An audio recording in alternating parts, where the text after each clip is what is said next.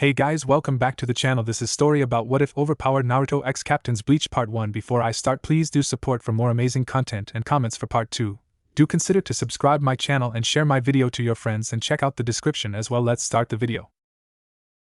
Yamamoto eyed the black butterfly that came into his chamber. It had been there when he entered his office. The only reason one would be in his office specifically is if there was an order from the Soul King. Approaching the hell butterfly, the head captain made his presence known so that he could listen to the message. Head Captain Yamamoto, I understand that recent events have left the Godai 13 in some disarray. However, I am sending 2 of my royal guard to you with orders directly from myself. Bear in mind that their authority is an extension of mine, so I expect them to be treated with respect. They will arrive shortly. Then in a flash, the butterfly was replaced by 2 people. A spiky-haired blonde man and a red-headed woman, both in the garb of the royal guard of the Soul King. I'll never get used to that, the red-headed woman grumbled. It definitely feels weirder than traveling with my Hiraishin, the man commented in reply before turning to the head captain. Ah, Yamamoto-san. Thank you for allowing us into your office. My name is Minato Namikaze, and this is my wife and partner, Kushina Uzumaki. We were sent here so that we, along with you and your subordinates, could look over this, Kushina continued, presenting a book with the distinct image of a hollow's mask on the cover. While confused, the head captain nodded in understanding. Of course, the elderly-looking Shinigami replied. Orders from the Soul King must not be ignored. What do we need to do? Gather the captains, and in the case of squads whose captains have turned traitors, their lieutenants, Minato spoke up. Along with them, the Soul King has informed us to have you gather the Ryoka and Shihoin-san as well. His confusion lingered, but Yamamoto replied, I shall gather them all shortly. I assume we'll need some way to view the contents of this book? Yep. Got anything that can display the book as visual imagery? Kushina asked, earning a nod. We'll take care of it. A weird device, the Uzumaki woman commented, staring at the recently finished viewing instrument that had been set up for the book. The instrument in question had a monitor screen that was black and held static, showing that it was trying to get a signal. The casing for the monitor looked oddly organic, made of a purplish material that one could compare to the fleshy walls of the dangai and the sweeper that cleaned it. Most of the wiring was covered in the odd material, but everyone there could sense the stable energy running through it, providing the monitor with a steady source of power. As for the size, the screen easily covered most of the wall, with the edges covered in the same material and attached to the wall itself to prevent the monitor from falling over. This should work out nicely, Minato stated, taking the book from his wife and setting it on the scanner connected to the machine. A book? Are you kid dash? Kenpachi started to say, but was cut off by a fierce look from Kushina. While momentarily quelled, the man couldn't fight the excited grin from forming on his face. He could tell that this woman was strong, very strong. There is more to this book than you all know, she informed the gathered group of people. What I'm about to tell you was told to us directly from the Soul King himself. The Shinigami of the Godai 13 and Yorichi looked stunned at that while Ichigo and the others were lost. However, they didn't comment on their confusion, believing that their unspoken question would be answered. The Soul King has a responsibility beyond that of governing the Soul Society. He observes various timelines, or realities, beyond our own, keeping watch for any that could lead to an imbalance between the worlds that could lead to disaster, Kushina began. Realities? Nimue spoke up, sounding intrigued. You mean to say that this book is another reality put on paper? It's only that way because seeing another reality in its truest and uncensored form would be too much for any mind to comprehend, besides that of the Soul King, of course, Minato explained. If you tried to see it, you would only see something that cannot be seen. The mind would shatter from trying to make sense of it all. So, this book allows us to view this other reality safely then? Nimue questioned once more. Yes, both Royal Guard members said as one, getting amazed and slightly anxious looks from the others. However, Rukia, looking at the book, balked at the title and imagery on its cover. Wait a minute! Hello? Are you kidding me? Please, Kuchiki-san, Minato spoke up calmingly. The title doesn't signify that we'll be focusing on hollows. We'll need to look this over from start to finish, Kushina continued. According to the Soul King, it showcases a bit of what to expect from the 3 who proved that the Godai 10, 13, are a bunch of idiots as far as not knowing what they were up to by looking at an alternative timeline. At that, the captains all looked miffed. Sure, they had really screwed up badly, but did this woman have to rub it in? Sorry about that, Minato apologized sheepishly while Kushina looked totally unapologetic. My wife's past experiences have left her distasteful towards people who never ask questions or anything like that and simply take things at face value. It's a long and rather personal story. Can we just start with the book? Kushina nodded thankfully as the screen came to life. She knew that her husband was referring to her time as a Jinchuriki, and how anyone made into one had to live because people never bothered to tell the difference between the human and the tailed beasts they held. I'll go first, then Unohana offered, hoping to defuse the tension in the air. The others nodded, and she was then passed the book. Opening it up, she looked to the title of the first chapter and began to read. Chapter 1: Their First Meetings. Wonder who's meeting whom? Orihime mused, a cute thinking expression on her face. If you let me read, we can all find out, Inoue-san, Unohana calmly admonished, a kind smile on her face as she cleared her throat and began to read. A blonde teen gazed at the rundown building that had belonged to his ancestors when they had allied with the Hidden Leaf. It's about Naruto? Kushina asked in slight surprise, both she and Minato looking interested in how their child was involved. And Naruto would be? Soifin questioned with a raised brow. Our son, Minato answered simply. What I'm wondering is why he's staring at the mask storage temple, Kushina muttered with a faint frown. It carried an artifact of great power, one that was meant to be guarded for as long as time stood. It was both fortunate and unfortunate that this place had fallen so far under everyone's radar that it was unheard of for many years. What artifact would this be? Nimue asked. Being the daughter of Mayuri, they share several similar traits, such as her curiosity. Besides, if she didn't get the proper information, Mayuri would be furious, and she knew what would happen then. You don't think Minato began, eyes wide? No doubt, it's that mask, Kushina confirmed.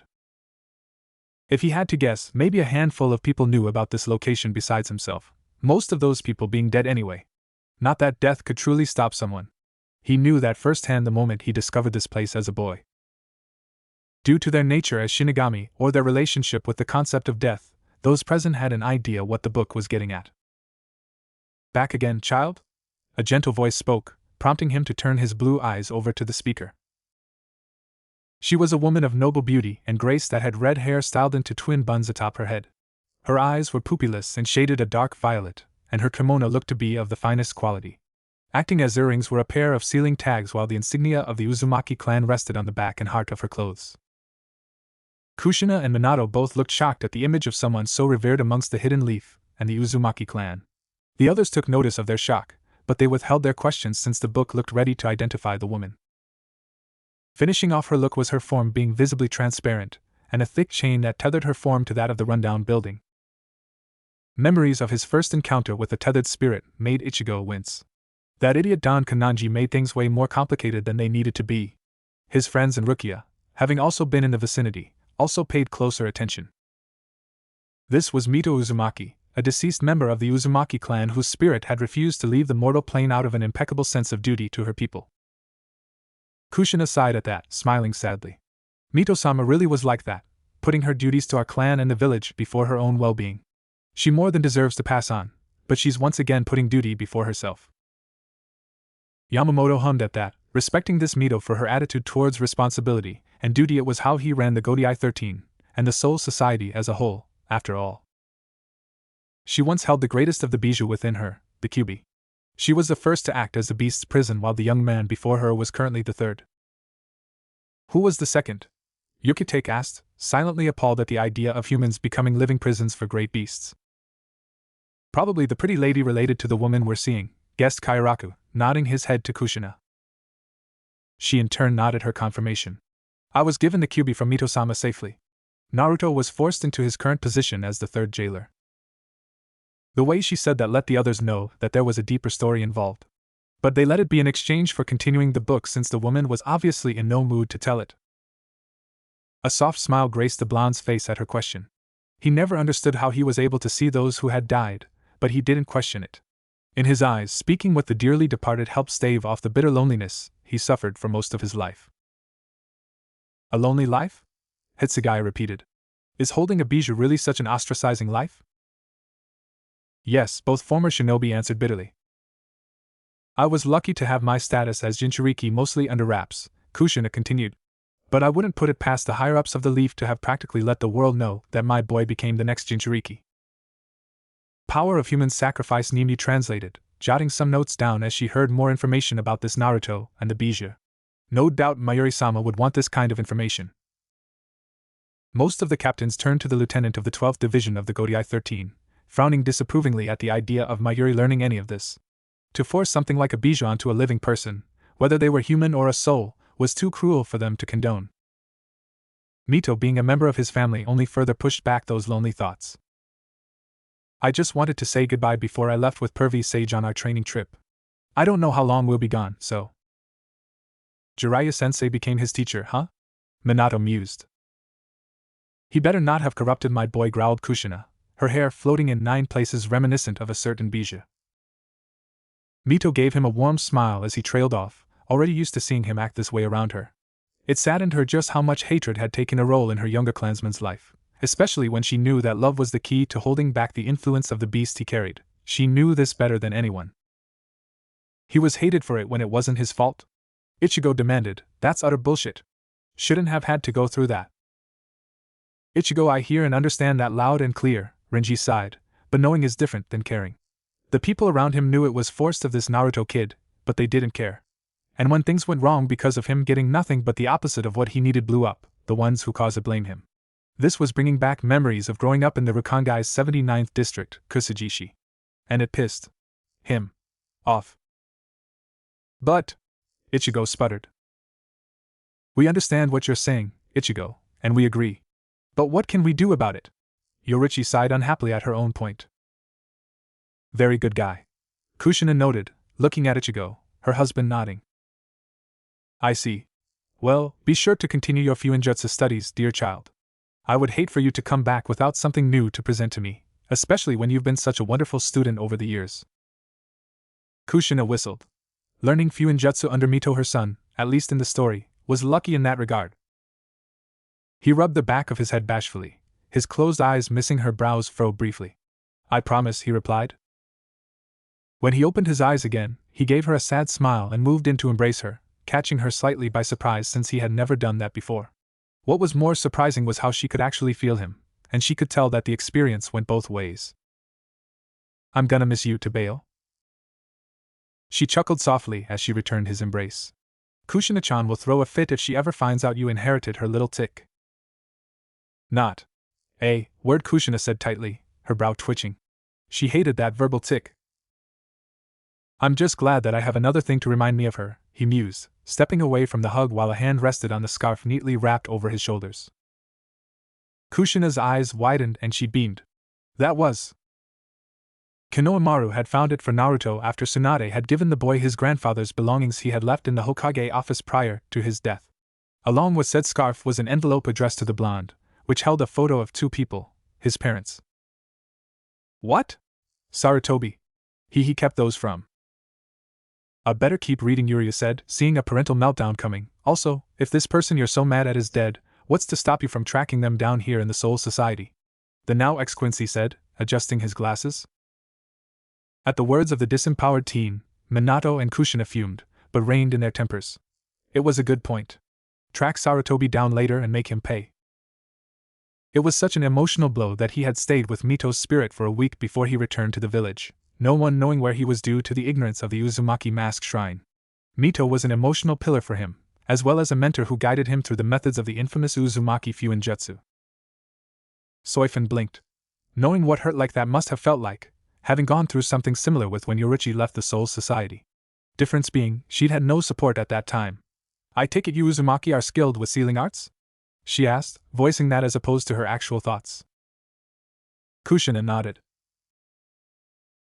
Before he grew close to Tsunade, who Mito revealed to him was her granddaughter, Mito had begun to fill the void that had been placed in his heart the day he realized he had no parents.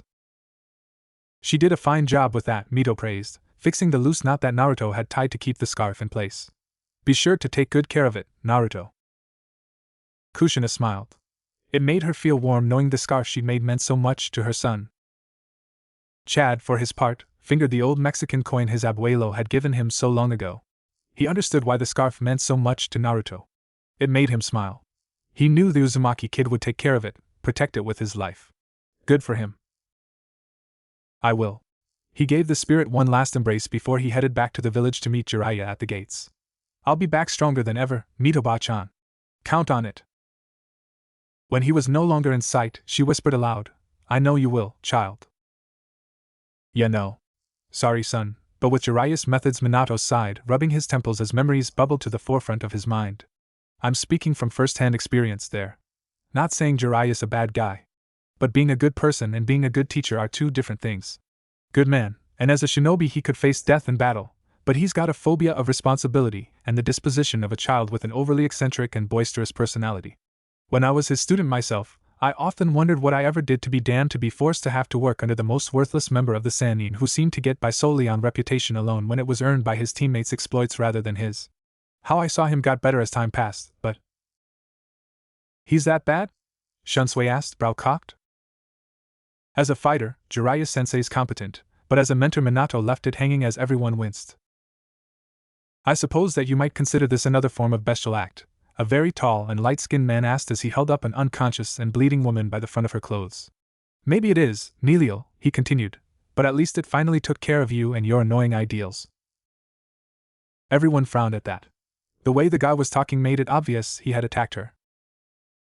A bit away from him was a pink-haired man with amber eyes, messing with a small device in his hands. Are you finished, Noitra-san? The woman is defeated, and your posturing is bordering on foolish. The 8th Espada of Hueco Mundo sneered at the scientific Arankar. I'd watch your tone, say Laporo, considering how you're not even being suggested for an Espada seat. Just finish setting up that damn thing and let's get this over with. His sneer was aimed at the unconscious woman once more. I'm already sick of looking at this trash. Espada? Toshiro asked. What's that? Sounds like a rank. When a sufficiently powerful enough hollow removes their mask, they gain humanoid bodies and powers similar to Shinigami powerful, too. First Arankar to ever exist was named Arturo Playtado, and he nearly single-handedly destroyed the Soul Society all on his own. Was too powerful to actually kill, he had to be sealed away, Yamamoto said darkly. It's been at least 1,000 years since any of them have been seen since. Everyone gawked, horrified at that information. And there's more of these things? Kenpachi demanded, then broke out laughing. This is great. Can't wait to take them on. Everyone stared at him. He wanted to have there be more of these Arankar guys running around? Loving battle was one thing, but was this man actually that insane? Seiya Laporo sniffed dismissively as he finished the final touches on his device. It's ready, he announced, gathering some of his ryatsu and pouring it into the device. Lazily, he tossed it in front of himself and observed as a garganta was formed, though this one didn't look even half as stable as a standard one. Garganta? Ichigo repeated. Those portals hollows make to come to the living world. Yukitake offered an explanation. Hurry and toss her through, the scientist sniped, clipping a bracelet around Nilio's left wrist. That should allow me to record what happens with this experimental garganta. I must know if we're only connected to the land of the living and the Siriidii. At that, everyone, save Nimue, scowled or frowned. Oh, just great a second, Mayuri. Don't presume to order me around, Noitra snarled out as he dropped Nilio carelessly onto the ground before brutally kicking her in her stomach and through the garganta.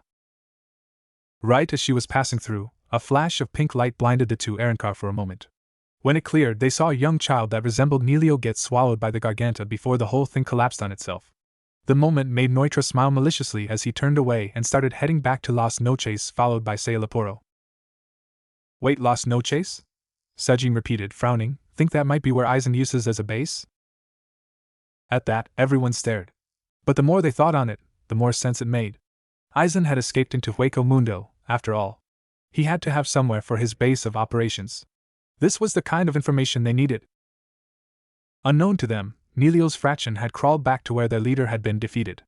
All they saw was a splash of blood that they knew belonged to her, and some strands of her beautiful turquoise hair. What now, Pesh? The larger of the two asked. Nilio-sama is gone, don't you know? Pesh grit his teeth and clenched his fists in shame for not being able to protect their leader from harm and possible death. Noitra and Seiya Laporo, he ground out, his self-shame feeding his growing rage. We'll be back to avenge Nilio-sama's cruel defeat at your hands. I swear it. Getting to his feet with a hiss of agony, he turned away from the sight of Nilio's blood and stated, Let's go, Dondo Chaka. We need to make ourselves scarce in case one of them comes back. The larger one gave a sad sigh at his friend's words, reaching down to gingerly grab the strands of hair before he too stood up painfully. He took a moment to weave the strands into 2 small rings before handing one to Pesh. The two put them on their dominant hands before they staggered away from Las Noches towards the seemingly endless desert that was Hueco Mundo. They would use the following years to become stronger than ever before, all in the name of avenging their closest friend and leader. Poor guys, Ichigo winced. While the stuff he'd heard about these Arrancar guys sounded pretty bad, he couldn't help feeling sorry for these two. He knew what it felt like feeling you failed to protect the ones that mattered to you most when his mother had been killed by Grand Fisher when he was younger. Stupid pervert, grumbled a 16-year-old Naruto, as he looked over a sealing formula he had been designing for the past 2 weeks. I told him I wasn't ready for that much of the fox's chakra. Jiraiya forced him to use the fox's chakra? Kushina raged, her spiritual power growing in response. Uzumaki-san, control yourself, Yamamoto declared, feeling the weight of her power for himself and noticing that everyone else, save for his students, Retsu, Kenpachi, and Minato, were affected as well. Now, that's some seriously nice Ryatsu, the battle-crazed captain stated with a hungry grin. Minato calmly took his wife's hand into his own. Easy now, dear. Taking a few breaths, the red-headed woman reeled back her spiritual power, but she still looked noticeably upset. He was in the last quarter of the 2nd year of his training trip, a month past his birthday. 16 years old, he's grown so much, Minato mused sadly, bitter about not being a more integral part of Naruto's life.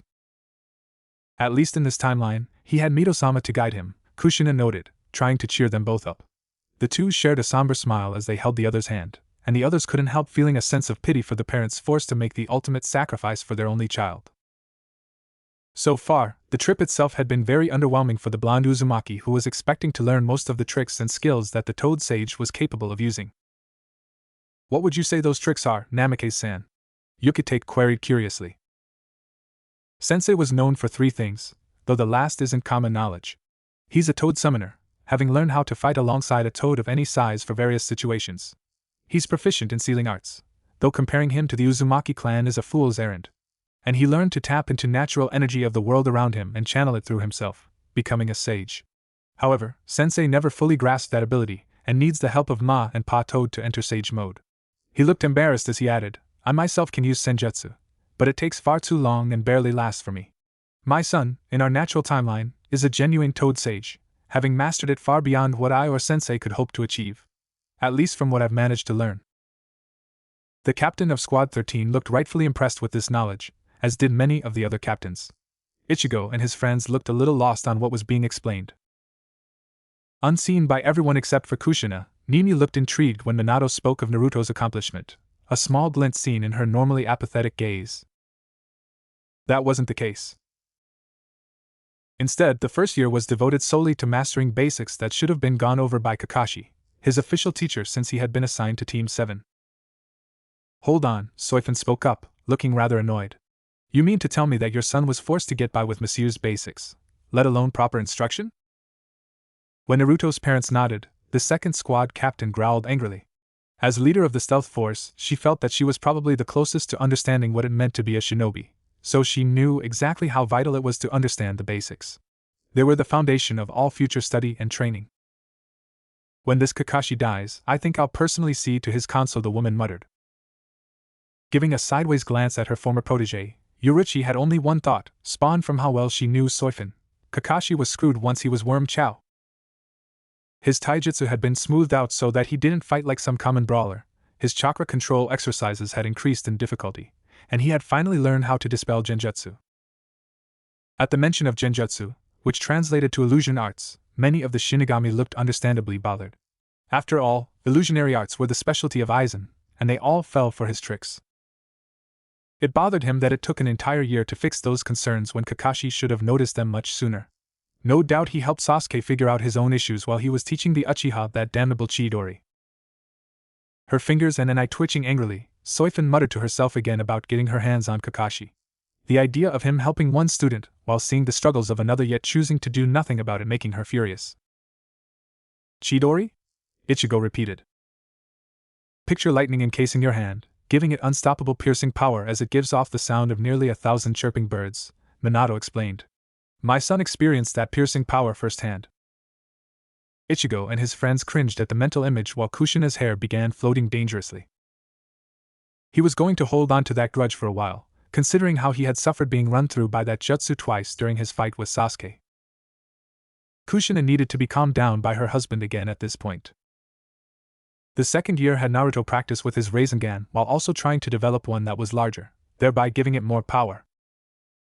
So basically what he had before this training trip, Kushina sarcastically commented to herself as Minato took a moment to explain the workings of his signature jutsu to everyone else. Naruto, just how much were you forced to struggle just to have a fighting chance? While he had improved greatly in his chakra control, he couldn't make the larger Rasengan without the assistance of a clone. Thankfully, though, he was finally able to use a standard Rasengan one-handed. It took me almost 3 years to develop the Rasengan, Minato explained. Sensei took months to learn it when I was teaching him. Naruto, with little guidance, figured a workaround for it in about 2 weeks.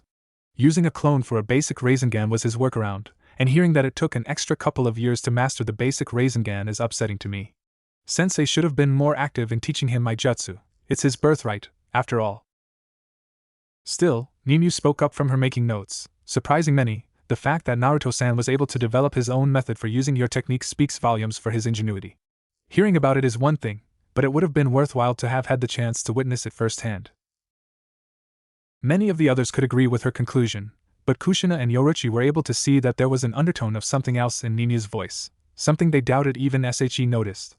Knowing what it could be made, the two women smirked to themselves. It was halfway through the second year that Jiraiya decided to start the real training.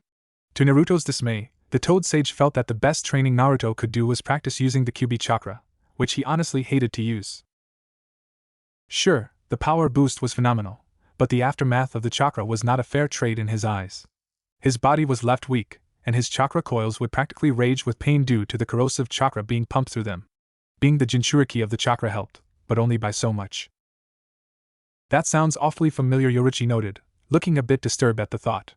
To her, using the chakra of a bijou sounded almost exactly like the wizards first getting the hang of using their inner hollows, a massive boost in overall ability, but a major drain on stamina and health as payment. Kisuke would have loved to study these Jinchuriki, she thought to herself. And then, around 1 week ago, Jiraiya had the brilliant idea of loosening the seals so that more of that twisted chakra could be accessed. The result was Naruto quickly losing control and shifting into a four-tailed state, going into a berserker rage that could have wrecked the town just a couple miles away from their position. He what? Minato and Kushina screamed. Yoruichi and Ichigo winced at that. Both had experience with that sort of consequence. Luckily, Jiraiya had some suppression seals on hand, something Naruto immediately started working on as soon as he recovered from the strain of the bijou chakra. Good to see that he's preparing himself for negative outcomes, but it's rather upsetting that it took the mistake of someone else for your son to do so, Retsu commented softly, feeling sorry for Naruto that he had to put his training on hold just to make some failsafes for a power he never asked for. He had just finished making a successful one the other day, which allowed him to resume his theoretical seal. Currently, he was seated atop the hotel building he and Jiraiya were staying at, waiting for the pervert to return from his daily session of spying on women. Many of the female readers looked ready to hit something, or, more accurately, someone, at that. If there was one thing Naruto was most disappointed about concerning this trip, it was how the Toad Sage focused more on his research than actually training his so-called apprentice. If those are his priorities, then what was the point of even taking an apprentice at all? Toshiro scowled, voicing the thoughts of many of the others in the room. He sighed, feeling depressed about the lack of real value this trip had. He was hoping to show Mito how much he had grown over the years, but the time away from the hidden leaf was being wasted in his eyes. Everything he had done, barring the use of the Kyuubi's chakra, could have easily been done within the village walls. Such a waste of time, Sajin commented with a shake of his head. It must be incredibly frustrating for him to think that this supposed trip to make himself stronger proved to be built on false hope.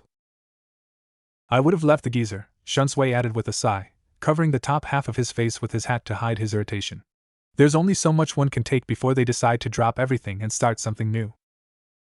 What's she going to think when I come back barely any stronger? He mused sadly, afraid of disappointing his earliest mentor figure. Upsetting someone you deeply respect, Rukia said sadly, thinking of her brother and of Kayan. I know the feeling, it hurts more than we admit.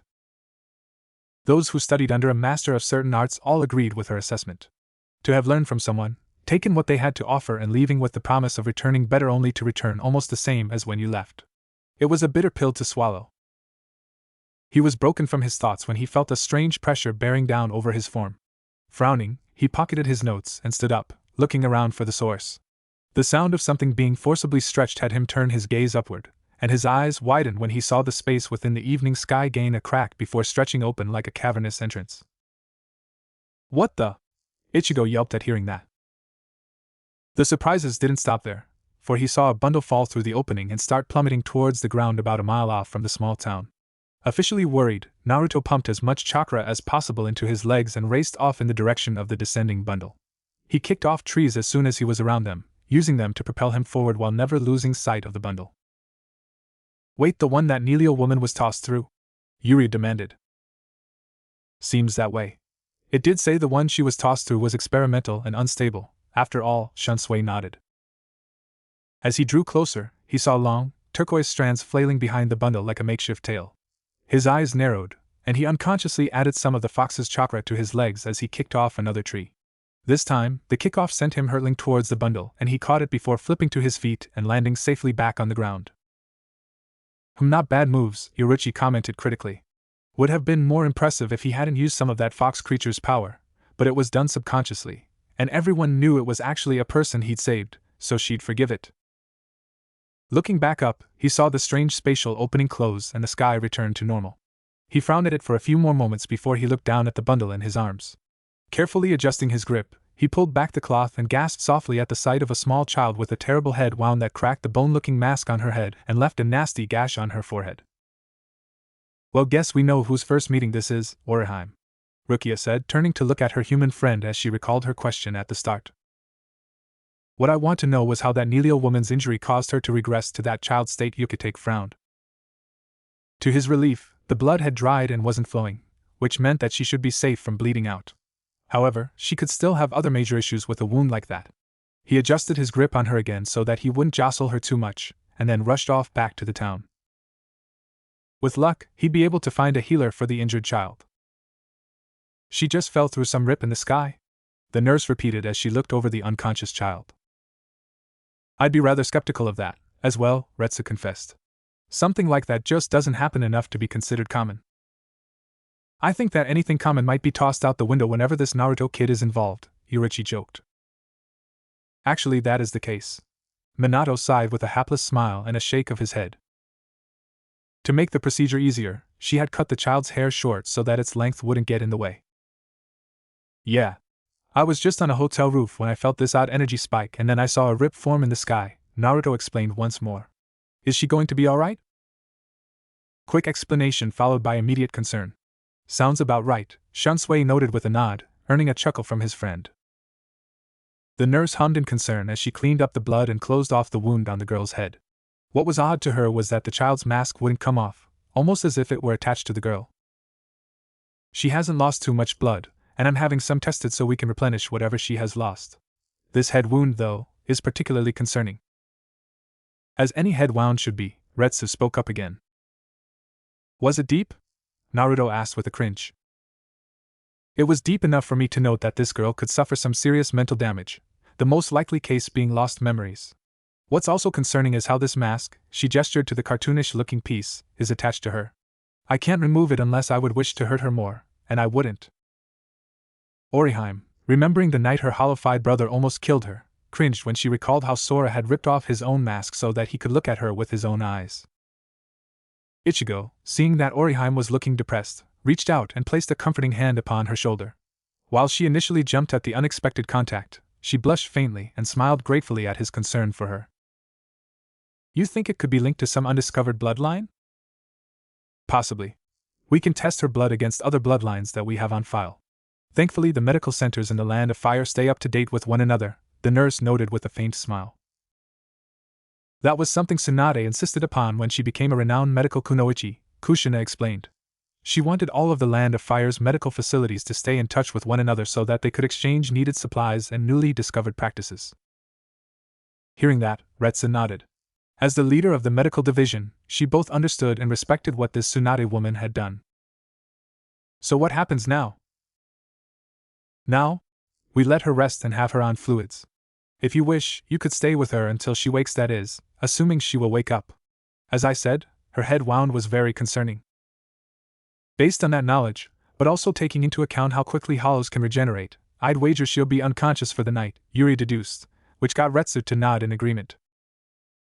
Nodding in understanding, Naruto formed a clone to inform Jiraiya of his whereabouts before he grabbed a chair and took a seat next to the girl's bed.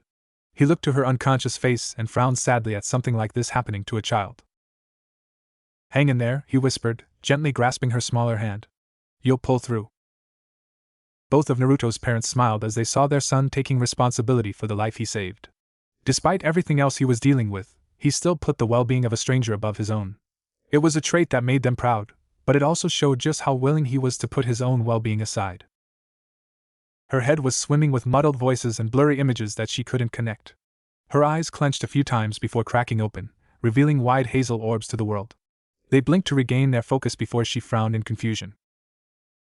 "Where is Nell?" she asked hoarsely before coughing. The shortening of her own name, as well as the referral to herself in third person, showed everyone just how much the wound to her head had affected Nilio. The coughing stirred Naruto from his sleep and he blinked in surprise at seeing the little girl awake after only a few hours. "Oh my," Retsu spoke up in equal surprise to story Naruto. "I suppose the healing capabilities of the Arrancar are more pronounced than their standard counterparts." "That, or the ones made by Aizen are just that much more durable," Yamamoto suggested, his tone showing concern for potential future adversaries. He pushed down his surprise in favor of grabbing a paper cup and filling it with water for the girl. Moving over to her, he used one hand to gently pat her back while the other offered her the cup. "Here, drink this." She didn't notice who handed her the cup. All she knew was that there was water in it, and that she was very thirsty.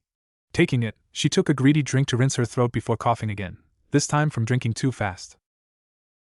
"I'd probably have done the same if I were in her position," Renji admitted. "I wouldn't take drinking too quickly into account for just getting some water for my throat." "Easy now," Naruto gently urged, taking the cup to refill it. When he returned to her side, he helped her take sips of the water so that she wouldn't choke again. After the cup was emptied again, he set it aside and asked, "Are you alright?" Breathing better, the girl turned to the blonde and met his blue eyes with her hazel ones. With a bright smile, she answered, "Yes. Nell is fine. Nell was just really thirsty." "Interesting how all she's currently feeling is a parched throat and a headache," Ninu spoke up, watching the interaction between Naruto and Nell intently. "How at least she hasn't forgotten her name," he mused internally. He noticed Nell look around in confusion before asking, "Where is Nell, anyway?" "You're in a medical ward. You had a really big cut on your head and you fell from the sky." "Ah, really?" Nell asked in surprise. But Nell doesn't remember getting hurt or falling at all. "There's the memory loss," Chad spoke up. "Per Nell-chan," Oriheim added, showing concern for the de-aged Arrancar. He gently placed a hand on one of her shoulders to keep her in place. "Easy. You don't want to accidentally reopen your cut. Trust me, that hurts." "I'm not sure how mad I should be that he knows that firsthand," Kushina muttered with a twitch of her brow, Minato chuckling awkwardly. She looked to him and saw that he was smiling down at her. This helped her slowly relax, though her anxiety was still there. "Do you know what happened to Nell?" He shook his head sadly. "No, I don't. I caught you before you hit the ground and brought you here, but I didn't see anything that hurt you." "Oh. Your bracelet is next to you, by the way." Ninu readied her notes once more, intrigued by how the bracelet could act as a recording device, despite knowing Mayuri had recording bacteria placed into the depowered Quincy nearby. She blinked before looked to the small stand, spotting the white bracelet in question. Her brows furrowed faintly, and she replied, "Nell doesn't remember seeing that before."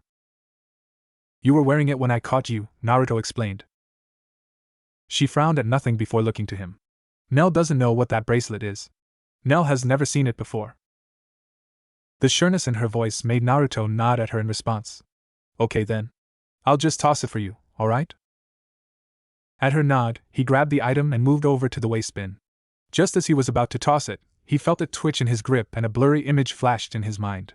He couldn't clearly make out what it was, save for it being a silhouette of something or someone. Many of the Shinigami looked impressed with how Naruto's still untapped spiritual power could react to the device, Ninu taking notes once again. Blinking back into focus, he looked to the bracelet resting on his palm with a frown. Something told him that the bracelet was more than it seemed, something darker. His frown deepened before he used chakra to grip and crush the bracelet, dropping the broken pieces into the trash bin. Chakra, a mix of spiritual and physical energy, Minato spoke up. It's not surprising that it could damage a device made of just spiritual energy. My baby's as awesome as me, Tebane. Kushina cheered before going embarrassed at her verbal tick.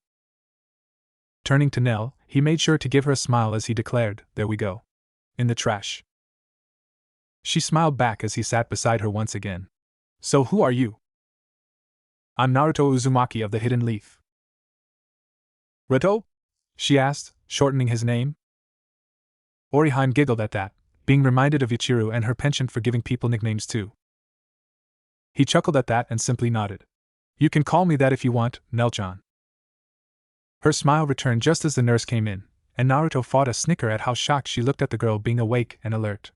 With any luck, he'd be able to get her out of the medical ward by morning. "My money's on that happening," Shunsui spoke up, holding some currency in the hopes of starting a small betting pool.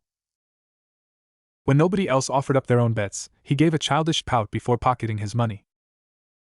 Sailaporo frowned when he noticed that the tracer he had placed on Nelio vanished from the screen had kept on for the past century. "I was wondering how long this would last," he mused as he started to work with the screen and study the results of the tracer. "Ha! Glad the kid's pissing this guy off." Ichigo smirked, getting nods of agreement with his words from the others. From what he could read from the data, the experimental Garganta he had Neutra kick Nelio into had a greater exposure to space-time displacement. This meant that time acted differently inside of it compared to the outside worlds. What that also meant was that Nelio could be in a world where only a minimal amount of time had passed compared to the century Hueco Mundo just went through. Nimue made sure to write all of that down. Making sure to gather everything he could on his findings, the current 8th Espada left his personal area of Las Noches in search of Aizen. The man would no doubt be very interested in what had happened. Everyone stared. "Aizen? He's been making these guys? All along?" Toshiro shouted. "Seems that way might be why he was after the Hogyoku way to make them even more powerful.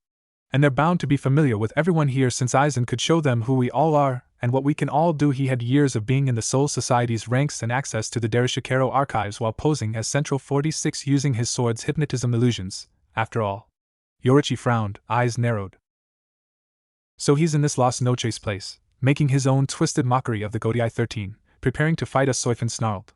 This wasn't good. Everyone was utterly horrified at that. If that was indeed the case, they were already at a disadvantage. "Wait!" Kushina shouted, eyes lit with realization. "That's what this is about. Information. We can try and even the playing field by this book telling us who's in Aizen's forces, and what they can do." At that, everyone turned to the redhead, then almost instantly turned back to the book. It wasn't much, but the idea was all they had right now. The possibility of seeing what Aizen's army could do and ways to counter them. It was the only hope they had right now. "And even if he knew it or not, we're all counting on you," Naruto Soifin nodded. Everyone nodded in agreement, though his parents looked terrified. It was understandable. They were being forced to find out their son in the story was, for all intents and purposes, a guinea pig against a man and his army of soldiers made from soul-devouring monsters for a war he wasn't even part of. "We gotta help him," Rukia declared, eyes blazing and a scowl on her face. "How? Jump into the book?" Sanjin demanded. "But," Rukia started to say. "Rukia! I get it. We all get it. But what can we actually do? I know it's sick and wrong. But this is something we can't do anything about. I hate it, but this is the reality. No matter how much we want to help, we can't. And the hardest part of this job is you can't always save everyone." "I hate saying that, but this isn't our choice if we can help him or not," Renji said, feeling sick as he spoke. Everyone felt disgust and horror eat at them at that point. "So all we can do is have faith in Naruto-san," Nimue spoke up, surprising the gathered readers. Then she turned to the parents of said young man. "Tell me, is Naruto-san the type of person where the more force you add, the harder it is to break, or even crack, him?" Sighing, Minato and Kushina nodded. "Yes, never one to back down either, especially if there was something he felt needed doing," his father replied. Note to self, Naruto would make a good Shinigami, Shunsui said, getting nods from everyone. "What makes you think I'll let you drag a kid along with us during this trip?" Jiraiya asked Naruto after he returned to the hotel room with Nell. The little girl was wearing the green covering she had been found in, but it was reformed into a gown with a hood that covered her entire body, save for her bare feet. She was currently standing beside the blonde while holding onto his left hand with her right, her hazel eyes looking around the hotel room and the tall man in front of her and Naruto. Looks like a kid and her big brother, Yuria commented, pushing his glasses up. I couldn't just leave her there, pervy sage, Naruto argued. Besides, I was the one who found her, so I'm choosing to be responsible for her. You really think you can handle that kind of responsibility? The man challenged. Probably better than you, Naruto fired back with a slight frown. Burn! Kushina laughed, everyone else either joining her in laughing outright or at least giggled, chuckled, or smirked. Anyway, I'm not going to back down on this. If you really are so against me bringing Nell along, then I'll take her back to the hidden leaf by myself. The toad sage groaned as he palmed his forehead. By the sage, kid, you're really going to give me some early wrinkles? And the ladies hate wrinkles. Hate dick-wagging assholes even more, so wrinkles won't matter for this guy. Yoruichi scowled, wishing she could blast the pervert. Rolling his eyes, Naruto took that complaint as him winning the argument, and walked with Nell over to his bed. You should probably get some more sleep, Nell-chan. I'll grab you something to eat for when you wake up. But Nell isn't tired, she replied with a pout before she failed to stifle a yawn. Everyone smiled at the cute scene. Naruto chuckled at her embarrassed blush. I think you are. Just lie down and get some sleep, okay? I'll be here when you wake up. You promise? He heard her ask tiredly, already starting to succumb to sleep. He gave her another smile, this one truer than any he had showed his fellow ninja back home. Yeah, I promise. He waited for her to fully fall asleep before he gently patted the cracked part of her mask. Sleep tight, Nell-chan. Jiraiya silently watched the exchange and was surprised at how calmly Naruto had handled it. He also noted how Naruto seemed less tense and more relaxed around the green-covered brat. Humming softly in thought, he watched Naruto grab his toad wallet and create a clone before leaving the hotel room. The clone then decided to lie on the bed beside Nell, and she almost immediately turned towards him, more than likely for his natural warmth. Kushina cooed at how cute that was. Her son was good at this. The toad sage couldn't fight the small smile that formed. If he didn't know any better, he probably would have assumed that the two were siblings, if not a father and child. Deciding to let it be, he left the hotel room to write a letter. No doubt Tsunade would want to hear about this. No fooling. Rukia nodded. When the real Naruto returned, he noted that Nell was still sleeping while his clone was also snoozing. Rolling his eyes in amusement, he put away the food he bought before he swapped places with and dispelled his clone. He smiled at Nell snuggling against him and patted her mask again, this time letting his hand rest on the crack. It looks like Uzumaki-kun is already forming a bond with Nell-chan, Oriheim spoke up with a smile that was shared by his parents. Naruto-kun was always able to easily connect with others, whether they're fellow ninja, total strangers, or even enemies, Kushina stated proudly. That power of his helps prove our son to be a natural-born leader, Minato continued. I have no doubt that Naruto will become Hokage in the future. To his surprise, he felt his hand stick to the mask while a strangely fluid energy flowed from his chest and down his arm, leaking out from his hand and into the crack in Nell's mask. The eye holes of the mask then flashed a brilliant pink before the room was engulfed in pink smoke. When it cleared, Naruto was left in speechless awe at the sight of a full-grown woman who looked so much like the little girl he saved. And Nell? He asked tentatively. Shock was seen in the eyes of the Shinigami, excluding Ichigo. Retsu and Nimue were the most surprised, so much that Retsu couldn't form a sentence, and Nimue actually dropped her notepad. The green gown had stretched and ripped, thankfully in a manner that covered her modesty while her once short hair regained its original length and fullness. Her mask had also changed to a more goat-like appearance that greatly contrasted its once cartoonish look. She still had a scar and the crack in the mask, but a sheathed sword was now seen in her left hand while her right rested against her head. He actually healed her? Sajin almost gasped out, asking the very question his fellow Shinigami struggled to. Noticing that she was about to fall from the bed, Naruto quickly grabbed her shoulder to steady her. This got her attention and she opened her eyes to meet his own, allowing him to see familiar hazel eyes. Nell, is that you? She regarded him silently for a few moments, searching with her eyes and looking over his form.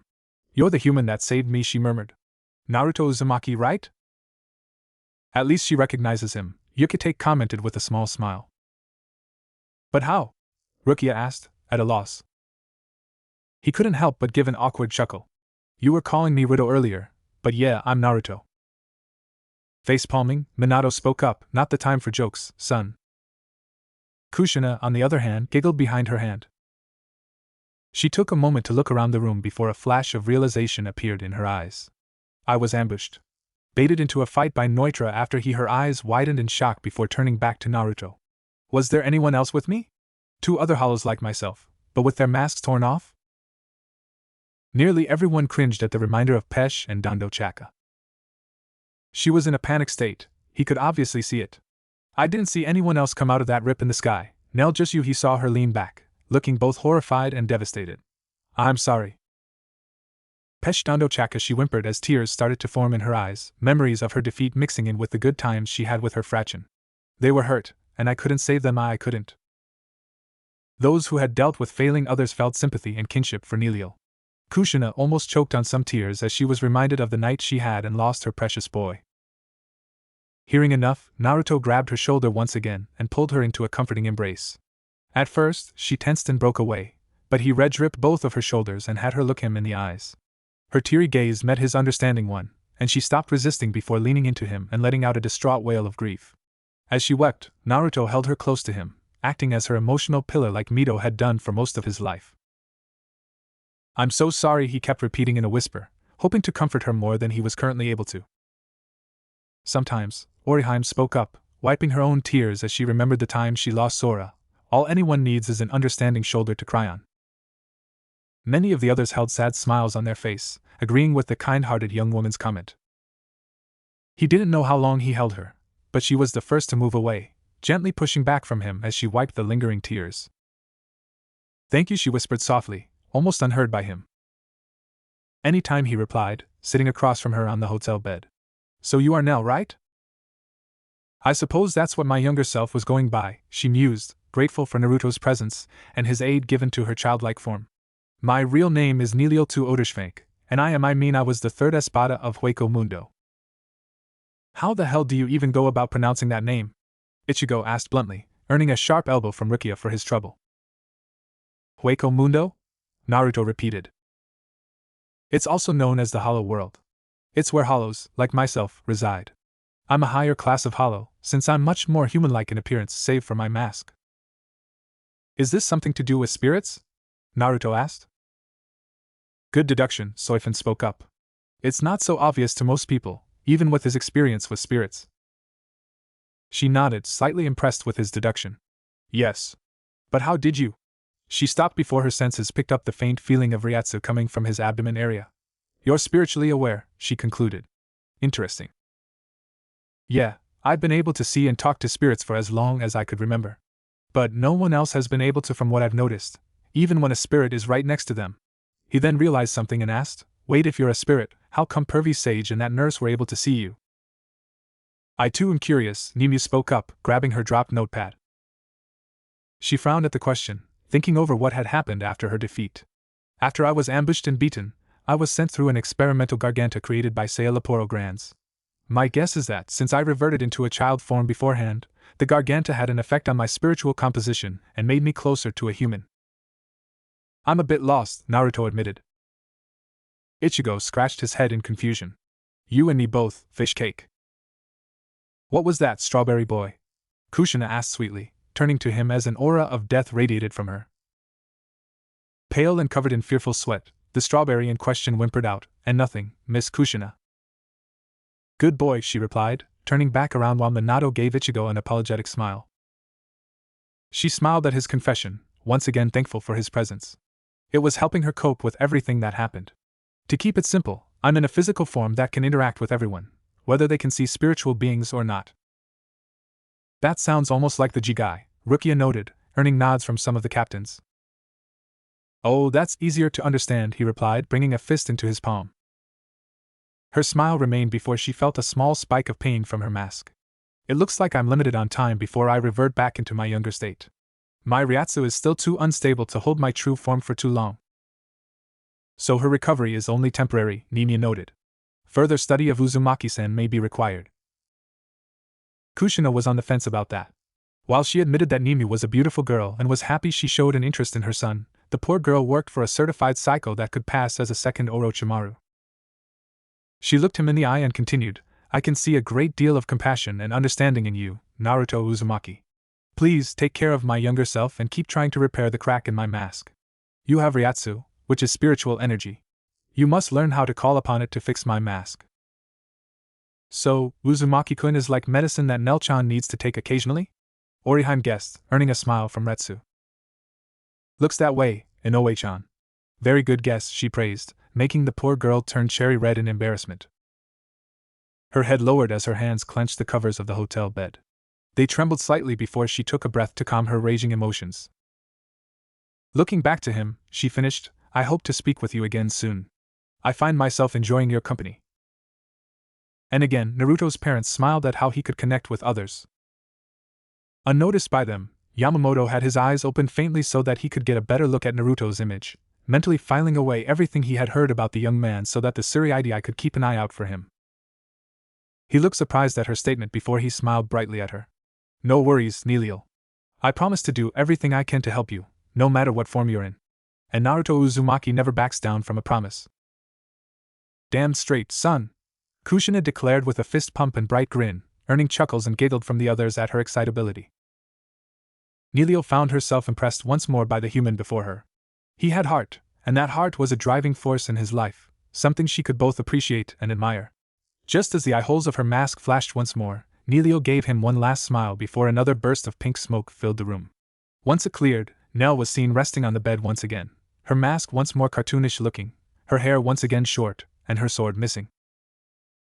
Must be related to her true form, Naruto mused before he helped Nell get more comfortable in the bed. Looking down at her sleeping form, his eyes burned in growing determination as he whispered, Ryatsu spiritual energy, I have some serious training to do if I'm going to help you, Nell-chan. That he does, Kenpachi spoke up seriously, much to the interest of the others. Their interested looks turned deadpan when the man grinned eagerly and added, he's gonna need it if we ever fight in the future. Figures, Rinji muttered. He then smiled, closing his eyes and shaking his head with a chuckle. I always wind up in crazy situations, don't I? Understatement, his parents deadpanned, getting awkwardly amused looks from the others. Looking down, he gently grabbed his scarf and imagined the faces of his parents, Mito, and then Nilio. I've got a lot of promises to keep, no point in stopping now. I'll keep them all and make you guys proud, he declared softly. You already have, son, Minato stated with a voice full of pride. Hell yeah, he has, Tebane. Kushina agreed, blissfully ignoring her verbal tic showing itself again. I'm curious what squad that Uzumaki-san would develop his potential the greatest with, Retsu spoke up, her expression thoughtful as the other captains also mentally thought over the notion. With his mind made up, he gathered his notebook on Fuinjutsu and opened it up to a blank page. He had some more seals to draw out. Well, that's the end of this first chapter. Who reads next? Retsu asked.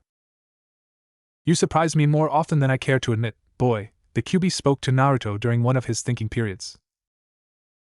Wait, that thing can talk to him? Ichigo asked. Yeah. It's common actually. Did it before myself. Kushina said with a nod. It had been a week since the blonde Uzumaki had found Nell and met her true form, Nilio. During that period, he had made good on his word about bringing the young-looking Erinka with him and Jiraiya and keeping an eye on her. She reminded him of how he used to act as a child, vibrant and naturally curious about the world around her. And we never had the chance to nurture that vibrant curiosity, Kushina lamented as she leaned against her husband. As he comforted her, many of the others gave the woman somber glances. He hadn't made any breakthroughs on discovering his latent Ryatsu that Nilio said he had, but that didn't stop him from going over many different theories concerning it using Fuinjutsu. Mito had told him that Fuinjutsu had limitless potential, and if the only time there were limits was when your creativity/spontaneity dwindled. At that, everyone seemed interested, especially Yoruichi, Soifan, and Nimue, while Naruto's parents smirked and nodded, backing up the words. Thankfully, due to having a history designing pranks and thinking differently than others, Naruto had creativity in spades. He just needed to figure out how to apply it to his seals. I'm good with traps and ambushes then. Interesting, Yoruichi nodded. She had applied being a prankster and joker to learning stealth herself, after all. Pulling something off without getting caught, and being inventive. Soifan noted. That was something the stealth force she led was always in need of. How so, Fox? Naruto replied, sitting across from the caged bijou within the seal. For starters, I'm surprised that you were able to see and interact with the lingering spirit of my first prison. That Uzumaki woman was terrifying with her seals, and she proved it by sealing me within her without any help. Really? Joshua Yukitake said, feeling Mimihagi seeming to shift within him, seemingly interested. Mito-sensei thinks that my ability to see ghosts is linked to the seal my old man used on you. The dead demon-consuming seal summons a Shinigami, right? An avatar of death, yes. Since death was a part of your sealing, Mito-sensei thinks that I can see ghosts because I've been, in her words, touched by death. This means that I've been in contact or around an incredibly potent level of Ryatsu. Sound theory, further analysis required to confirm. Mimi said as she noted all of this. Naruto made for such a curious specimen. The scientific nature she shared with Mayuri-sama felt excited about it. That spiritual energy the bone-headed woman mentioned, the bijou clarified. Ignoring the insult, Naruto continued, but even though I have the potential to use Ryatsu, I'm still no closer to figuring out how I can do so. I'd ask you for help, but I doubt you'd want anything to do with this. Considering how you squander my chakra, you're correct on your assumption, brat. For the record, I don't want to use your power. That's the case with most Jinchuriki, Kushina commented. Most of us were forced into the position, and we refuse to use their power unless there's no other option, or if our emotions are at a fever pitch. Ichigo was reminded of his hollow side, and how it would manifest when he was in a dire situation. You were afraid of being labeled what you held? He asked, which earned a sad smile and nod from the Uzumaki woman. In her eyes he saw that she knew what he was going through. Yorichi herself winced. These Jinchuriki really were like vizards. Sensei told me stories of how strong she was without you, and I want to reach her level someday. Besides, neither of us asked for the connection we share, so why not just accept what happened and go about our own business? I do my thing and you do yours. The QB snorted at that. My thing is only possible outside of the seal, and we both know you won't remove the damn thing. Removing a bijou from their Jinchuriki would result in the Jinchuriki's death, Minato informed the others. Very few Jinchuriki are willing to go through that just to remove their bijou. Lose situation, Renji winced. Well, isn't being sealed in me a better alternative than having Akatsuki take you? We still don't know why they want the bijou, but it can't be anything good, right? That we can agree on. I have my own guess on what could happen if they manage to capture us all, but such a thought is too crazy to accept. Care to share? What could the QB mean? Minato mused aloud. What could be crazy enough for it to be in denial? Kushina frowned in thought. I don't know, I just hope Naruto-kun won't have to deal with whatever it is. No. Figured as much. The bijou lay down on his side of the gate. Why not just try and split your chakra? What would splitting his chakra do? Renji asked, scratching his head in confusion. Be patient and observe, Byakuya instructed his lieutenant. What are you talking about? Naruto asked, raising a brow. Split your chakra, he repeated. It's a mix of physical and spiritual energies, right? Why not make a seal that splits or separates them? If he splits the energy, he could manipulate each one separately. Rukia exclaimed, reaching the conclusion before her friend, who huffed at getting beat to the punch. The blonde Uzumaki blinked at the notion. Why didn't I think of that? You've been too distracted from being able to put your full focus on the issue. With looking after that broken child and training with that hermit, you can't go 100% on the subject at hand. It's amazing how the simple things escape you when you're so distracted by multiple things, Yorichi commented. Why help me then? I'm bored. Living 16 plus years inside of you drags on with nothing of interest. The only breaks from this boredom I've had were the times you used my chakra, and even those times weren't all too exciting. Although, I will admit that using my form to pin down Shikaku was both amusing and flattering. Who? Yuri asked. Crazy sibling of the Foxstone, asked Kushina groaned. Yeah, I'm all about parading your ego around, Naruto deadpanned, earning an amused smirk from the QB. Hearing you acting fearless around me can also be counted as interesting, to be honest. That hollow intrigues me, as well. She had this deathly presence about her, and it had a darker undertone to it. If I had to guess, hollows are the quote-unquote dark side of death. Yamamoto nodded at that. The fox wasn't wrong about that. Sensei told me that the concepts of light and dark are all based on perspective. To the hidden leaf, people who are against them are dark while our allies are light. Very wise woman, Shusui said. Minato winced at that. He knew IWA still hated him, seeing him as dark. Sure, it was war, but he understood that everyone he had killed still was someone's father, brother, uncle, cousin, mother, sister, aunt, grandparent, son, daughter. That woman really has made an impact on you, an acceptable one, I'd grudgingly admit. Damn right she did, Tebane. Kushina cheered before turning red at her verbal tick. Dear. Say anything, flaky boy, and you'll be on that couch until the end of time. Alright, Minato agreed with a nervous smile.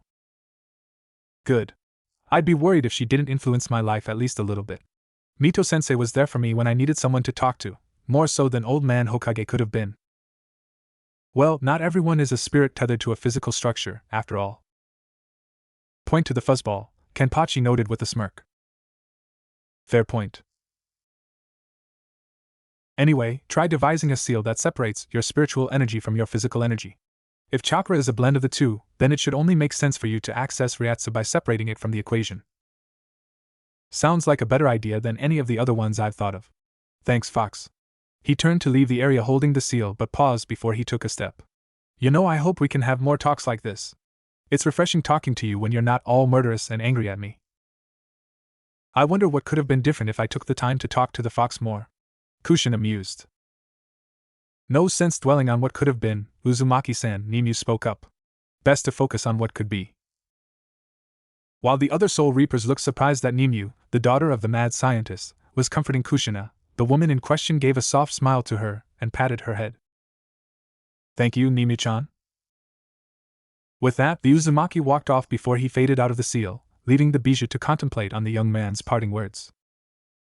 It looks like Kyubi-san is considering it, Oriheim noted with a gentle smile. Maybe this could be the spark that helps him and Uzumaki-kun become friends. Naruto's parents smiled at the sweet girl, enjoying her optimism. I've recreated the garganta I experimented with before, Aizen-sama, Sailor stated as he stood before the flickering vacuum of space being generated in his lab. Everyone scowled. That's not good, Toshiro noted with a frown. They could send more hollows to Naruto's world and cause problems. Let's hope that Uzumaki-kun will be prepared for them, Unohana softly muttered, concern layered in her words. The traitorous Shinigami, once an esteemed captain of the 5th Division, had a casual smile on his face as he observed the unstable portal between worlds that hollows could make. They're sacrificing their own for research, Chad commented, feeling an odd sense of pity for the hollows that were going to be used. He could already feel the spiritual energy leaking out in a twisted and misshapen manner, further displaying the instability of the experimental garganta. Good. Are the hollows equipped with those tracers of yours? The man asked calmly. Tracers? Chad frowned. Most likely to make it so the hollows can be kept track of while there, Nimue said. Yes, sir.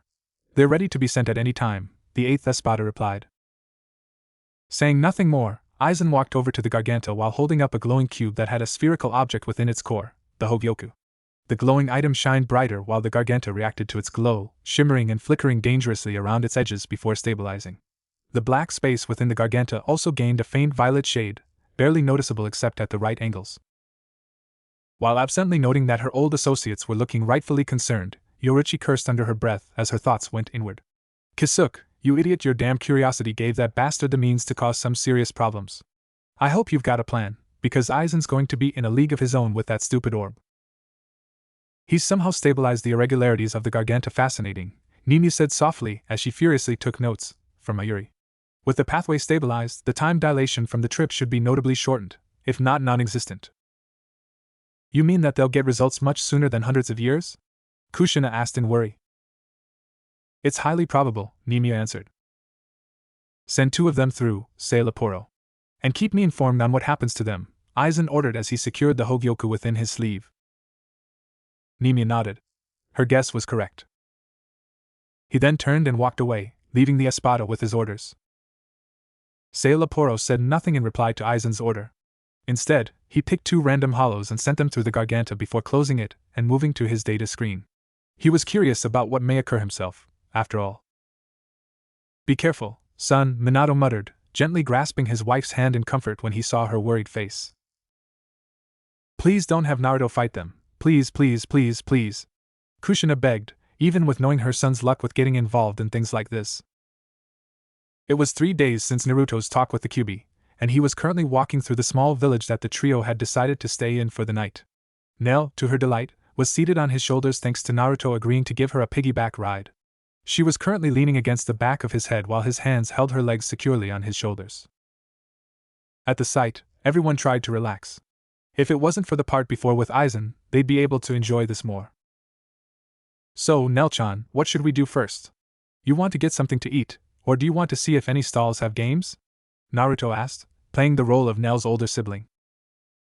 And he does do that well. Sajin Kamamura nodded. It was something he found himself easily sliding into, considering how Konohamaru and his friends would constantly refer to him as their Inai-chan. It was endearing to him, especially since he had no siblings of his own thanks to his parents sacrificing their lives for his own. Games. Nell wants to play games with Ruto, the errand-car exclaimed excitedly. With a chuckle, Naruto nodded and declared dramatically, to the games then. Let's go, to Bayo. Heh. Not bad at being an older brother figure. Ichigo grinned, thinking of his own sisters. Yeah. Nell cheered, throwing both hands into their air. Oriheim smiled. Unnoticed by Naruto, Jiraiya was watching his godson's interactions with the little girl he rescued. In his opinion, he thought the girl would be a distraction to Naruto, but he was proven wrong during the previous training session when the boy got a few clean shots on him during their spar. Is it wrong to admit that I want to hack this guy up? Kenpachi asked, trying to keep him a weakling, and heartless enough to see a kid who has no one else or anywhere else to go as a distraction given how he hated when he was cheated of a good fight, and his own closeness with Yachiru. The battle-manic captain was pretty ticked off at Jiraiya. Get in line. I got dibs. Kushina scoffed. What really got his attention, though, was how Naruto was starting to throw out different tactics in their spars. He was now using ceiling tags to impede the Toad Sage, tags that Jiraiya was sure he never showed the kid before. This brought up the question of where Naruto learned to make them, and who taught him the basics. The Uzumaki had never shown his lineage before until recently, and the display was staggering due to the lack of prior evidence. How is that any of his business? If he wanted the person he took on as a student to be honest with his skills to him, then he should have taken being a mentor more seriously. Unohana frowned. So, he had taken to observing his apprentice when the young man thought he was out peeping, whether it was personally, with a clone, or with a small scout toad. Naruto was obviously hiding something, and he wanted to know what it was, or why he felt the need to hide it in the first place. At that, everyone scowled. He just hoped that Naruto would still be the knucklehead he had made his apprentice. Doesn't have the right to be a mentor. Byakuya frowned. Naruto frowned at the ceiling array he was working on, carefully taking his time with his brushstrokes so that the formula would be neat and precise. No telling what one mistake could do to affect the entire seal's function. Kushina nodded. Mito had told him, almost religiously, that his calligraphy was the worst she had ever seen from an Uzumaki. He had sulked for hours the first time he heard it, reminding the woman of her late husband's eccentricities. Minato and Kushina gawked. The first Hokage eccentric? They could hardly picture that. Just one more stroke, Naruto breathed out as he finished the array and backed off. With a relieved sigh, he took a moment to observe the results of his efforts and smiled at everything looking in order. Good. Now I just need to test it out. And what will you test it on? The Kyuubi butted in from within Naruto's mind. I'm tempted to plead that you not test it on yourself and potentially kill us both. I thought you were just chakra with a conscience? I thought that too, Kushina sheepishly admitted. And what sort of energy do you think makes that consciousness? Chances are that I'll be just as affected by this seal of yours as you are. So you'd better be damn sure that it's safe before using it on yourself, brat. Testing new seals that affect the body, chakra, or something similar was always the most challenging. You either had to find a willing test subject, use it on a criminal, or use it on yourself, Minato explained with a frown, remembering how some criminals sentenced to death had been used to test new seals in the past. I wonder how Kisuke would react to the sealing arts, Yorichi mused. Naruto frowned at that, thinking over his options before shrugging to himself and creating a shadow clone. You know what's going on, right? Yep. Gonna test it on me so that, if anything happens, I just dispel. Right. Very clever. Nimia nodded. Nodding, Naruto faced his duplicate and held up the tag. Okay then, spirit ejection seal, he declared as he slapped the tag on his clone and primed it with chakra. The symbols on the seal lit up a bright white before changing to a golden-orange shade and spreading across the body of his clone. The clone didn't seem bothered by anything, looking expectant and slightly anxious, but not in any pain or discomfort. This was a good sign. Kushina and Minato were watching intently, looking for any signs of the seal malfunctioning. Nimi was also observing, her notes in hand and ready to record everything. After a few moments, Naruto frowned as he saw a spectral flicker come off his clone before it was forcibly dispelled. So, I'm guessing it works since clones need chakra to exist. If the seal really ejected the spiritual energy, then the clone obviously couldn't stick around. Since chakra is a mix of both physical and spiritual energies, removal of one causes the jutsu use to fail due to a disruption of the ratio. Nimue spoke aloud, recording the results in her notepad. Naruto really was proving to be quite the well of insight into this. What do you think, dear? Minato asked Kushina. It's hard to say, she answered with a small frown. Using it on a shadow clone was smart, but if the soul was ejected, then Naruto-kun can't be sure since the clone was dispelled. That sounds accurate enough, the Kyuubi agreed before his tone turned dry. Guess you're going to recklessly try it on yourself next, aren't you? Naruto only gave a sheepish chuckle at that as he started preparing a second tag. Nothing ventured, nothing gained. He's what? Everyone shouted. I swear you'll be the end of me, groused the Bijou. I'd stop you. But? Naruto mentally drawled out. To his amusement, the fox actually sounded embarrassed as he admitted, I'm curious about what might happen, alright? Kushina snickered at that while Minato shook his head in amusement. Well, Yoruichi drawled out. Looks like cats aren't the only curious creatures. Curiosity killed cats, Yoruichi, Ichigo deadpan. But satisfaction brought them back. Now hush. Chuckling to himself, the blonde Uzumaki finished the tag and inspected it for a few minutes before declaring it safe. He sat on the chair the room provided and gave a small glance towards Nell's sleeping form. He smiled softly at the young Erankar before he silently placed the tag on his chest and primed it. He's reminding himself why he's doing this, Unohana commented with a gentle smile. Not for himself, but for someone he cares about and promised to help. Turning to his parents, she complimented, You have a wonderful child. Naruto's parents smiled proudly. Despite not being in his life, their son still grew up to be a good man. Like with his clone, the tag started off with a white glow before it changed to golden orange. It spread across his body evenly, splitting down the middle as it spread to his face. After a few moments, he felt a shift in his chakra before a great force hit him like the freight train he outran while protecting Koike years ago. He outran a train? Ichigo repeated, vague memories of the Dangai sweeper springing up in his mind. With a gasp, he felt himself get pushed back before his back hit the wall of the room and he slid to the floor. Taking deep breaths, he observed the room and saw that nothing was disturbed before his eyes turned to the chair he swore he was seated in. Getting to his feet, he heard a chain rattling and looked down to see one attached to his chest, just like the one Mito had. However, instead of seeing it attached to an object, he saw that it was attached to a body, his body. It was surreal to him, seeing his physical body slouched in the chair with a chain attached to its chest that was linked to the one attached to his. Orihime looked uncomfortable at that, remembering seeing hers and Tatsuki's bodies when her brother, Sora, attacked her as a hollow. She had a feeling that Naruto was a bit weirded out from the literal out-of-body experience. Curious, he gripped the chain links closest to his chest and gave a gentle tug. As soon as his wrist twitched to pull, he felt agonizing pain and immediately let go with a gasp, falling to his knees as he felt all his strength leave him in an instant. Despite having witnessed many a soul have their chain eaten away, none of the Shinigami present, save for Ichigo, had any experience with the agony of their chain being disturbed. For it to cause Naruto to drop to his knees at a simple twitch, it must have been beyond any kind of pain imaginable. Son of a dash. Be careful, damn it. He heard the Kyuubi rage in his mind, the seal on his stomach glowing bright red on both his physical and spiritual bodies. That chain is obviously tethering your spirit to your body. What the hell do you think will happen if you yank it off, you damned imbecile? The question and consequences sank in, and he felt a shiver of dread climb up his spectral spine. Alright, no messing with the chain. Got it. Everyone let out a breath they didn't know they were holding. Don't scare us like that, Nini chided, relieved Naruto was no longer going to risk accidentally becoming a hollow. A moment later, and she blinked curiously, wondering why she was so worried and then relieved. Was something wrong with her? Kushina and Yoruichi smirked to one another when they saw the confusion on Nini's face. You better remember that, brat, growled the bijou before he took a breath. Now let me tell you what I'm experiencing from my end. The representation of the seal changed as soon as your spiritual body was ejected from your physical one. What does it look like? An island, one that's surrounded by vast oceans and what looks to be a never-ending sunset.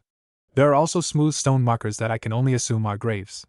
My guess is that they're linked to people you've lost that have had a major impact on you spiritually.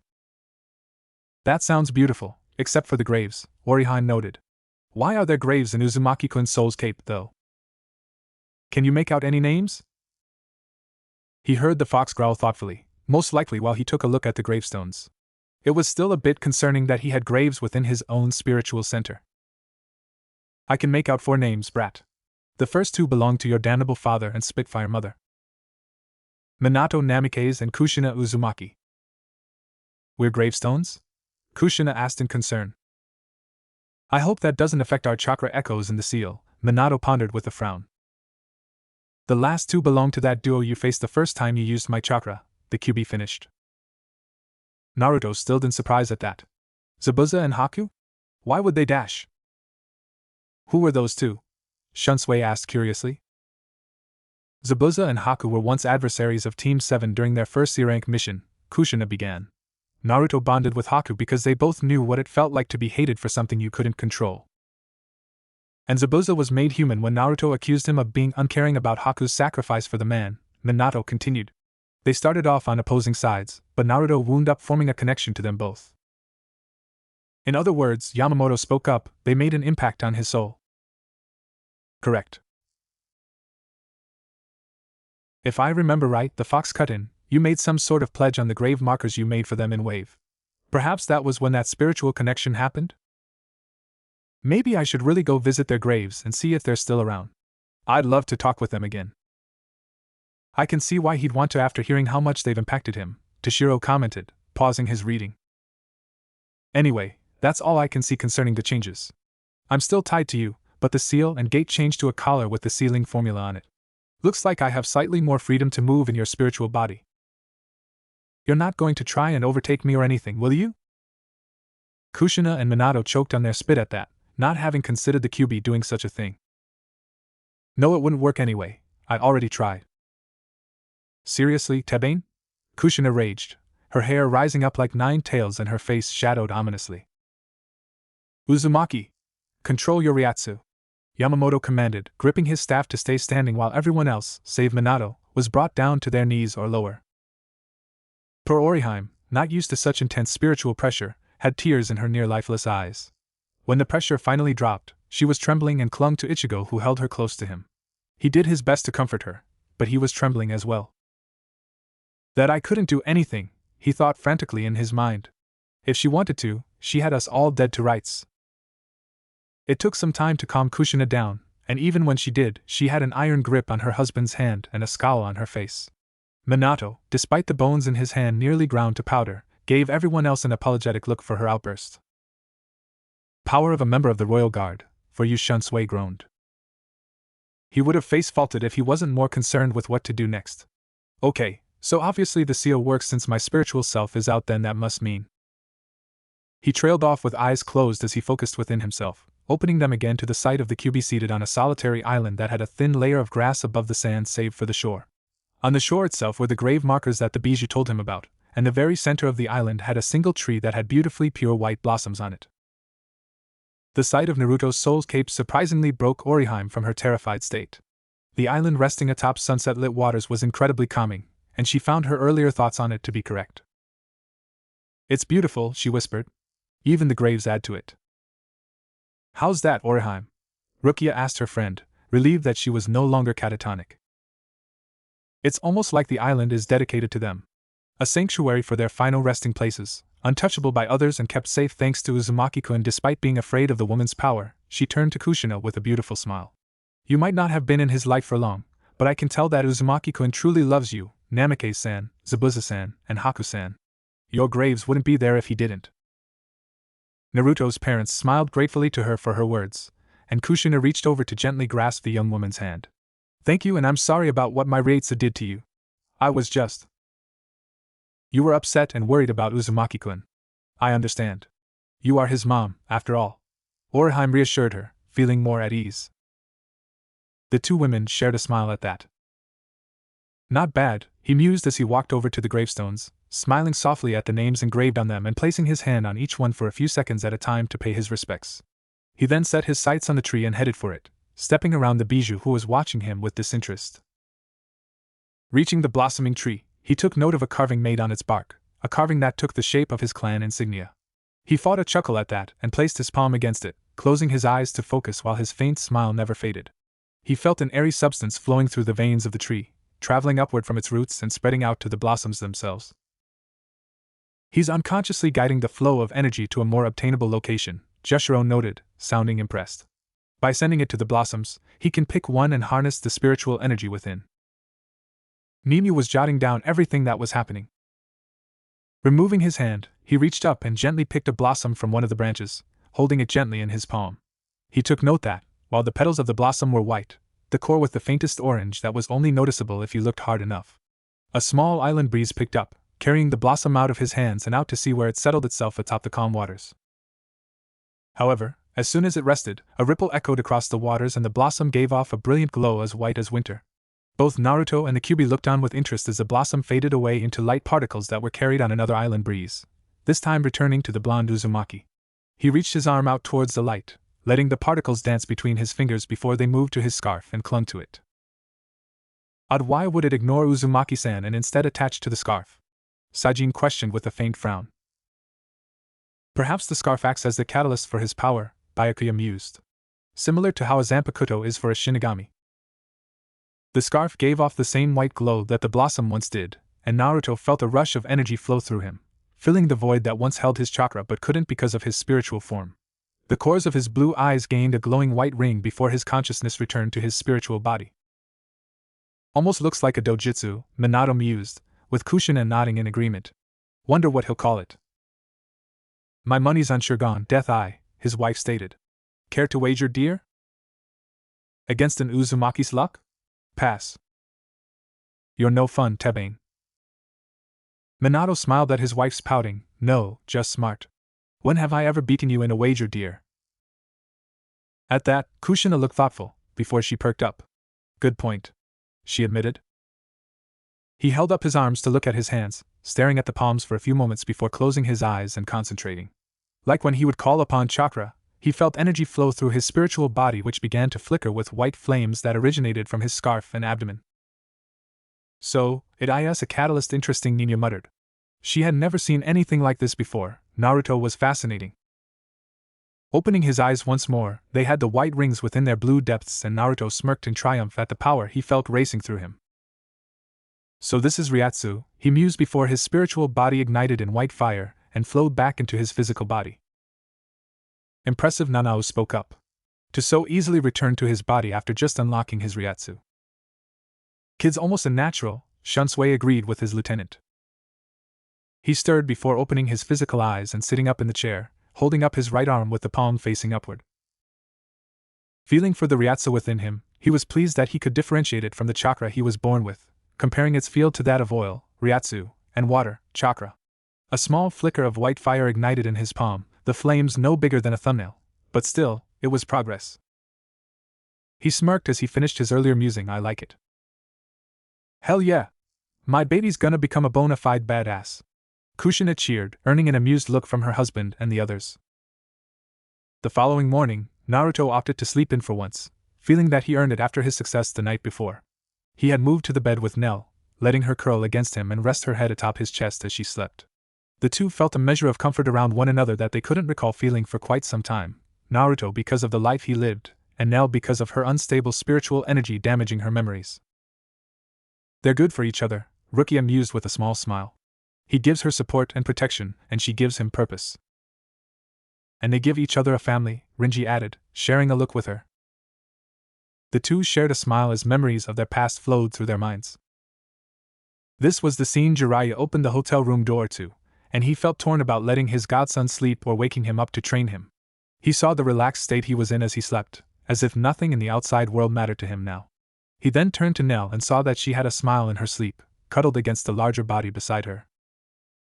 Feeling sympathetic, the Toad Sage decided to leave the two to their sleep and quietly left the room. His apprentice needed moments to rest and forget about the troubles he would soon face. I'm still upset with Sensei for his failings regarding Naruto, Minato began. But I'm glad that he's allowing Naruto moments to forget his troubles even if they're small and fleeting. Kushina grasped his hand gently, sharing a sad smile with Minato. Both of them knew that, while Naruto deserved time to forget his troubles, moments like this with Nell would be sparse in the future. It was night once more in the Land of Fire, and one of the more successful gambling towns was alight with life as the night crowd enjoyed themselves. The people within the town were merry, feeling peace despite the practically never-ending Cold War between their country and the others that housed hidden villages.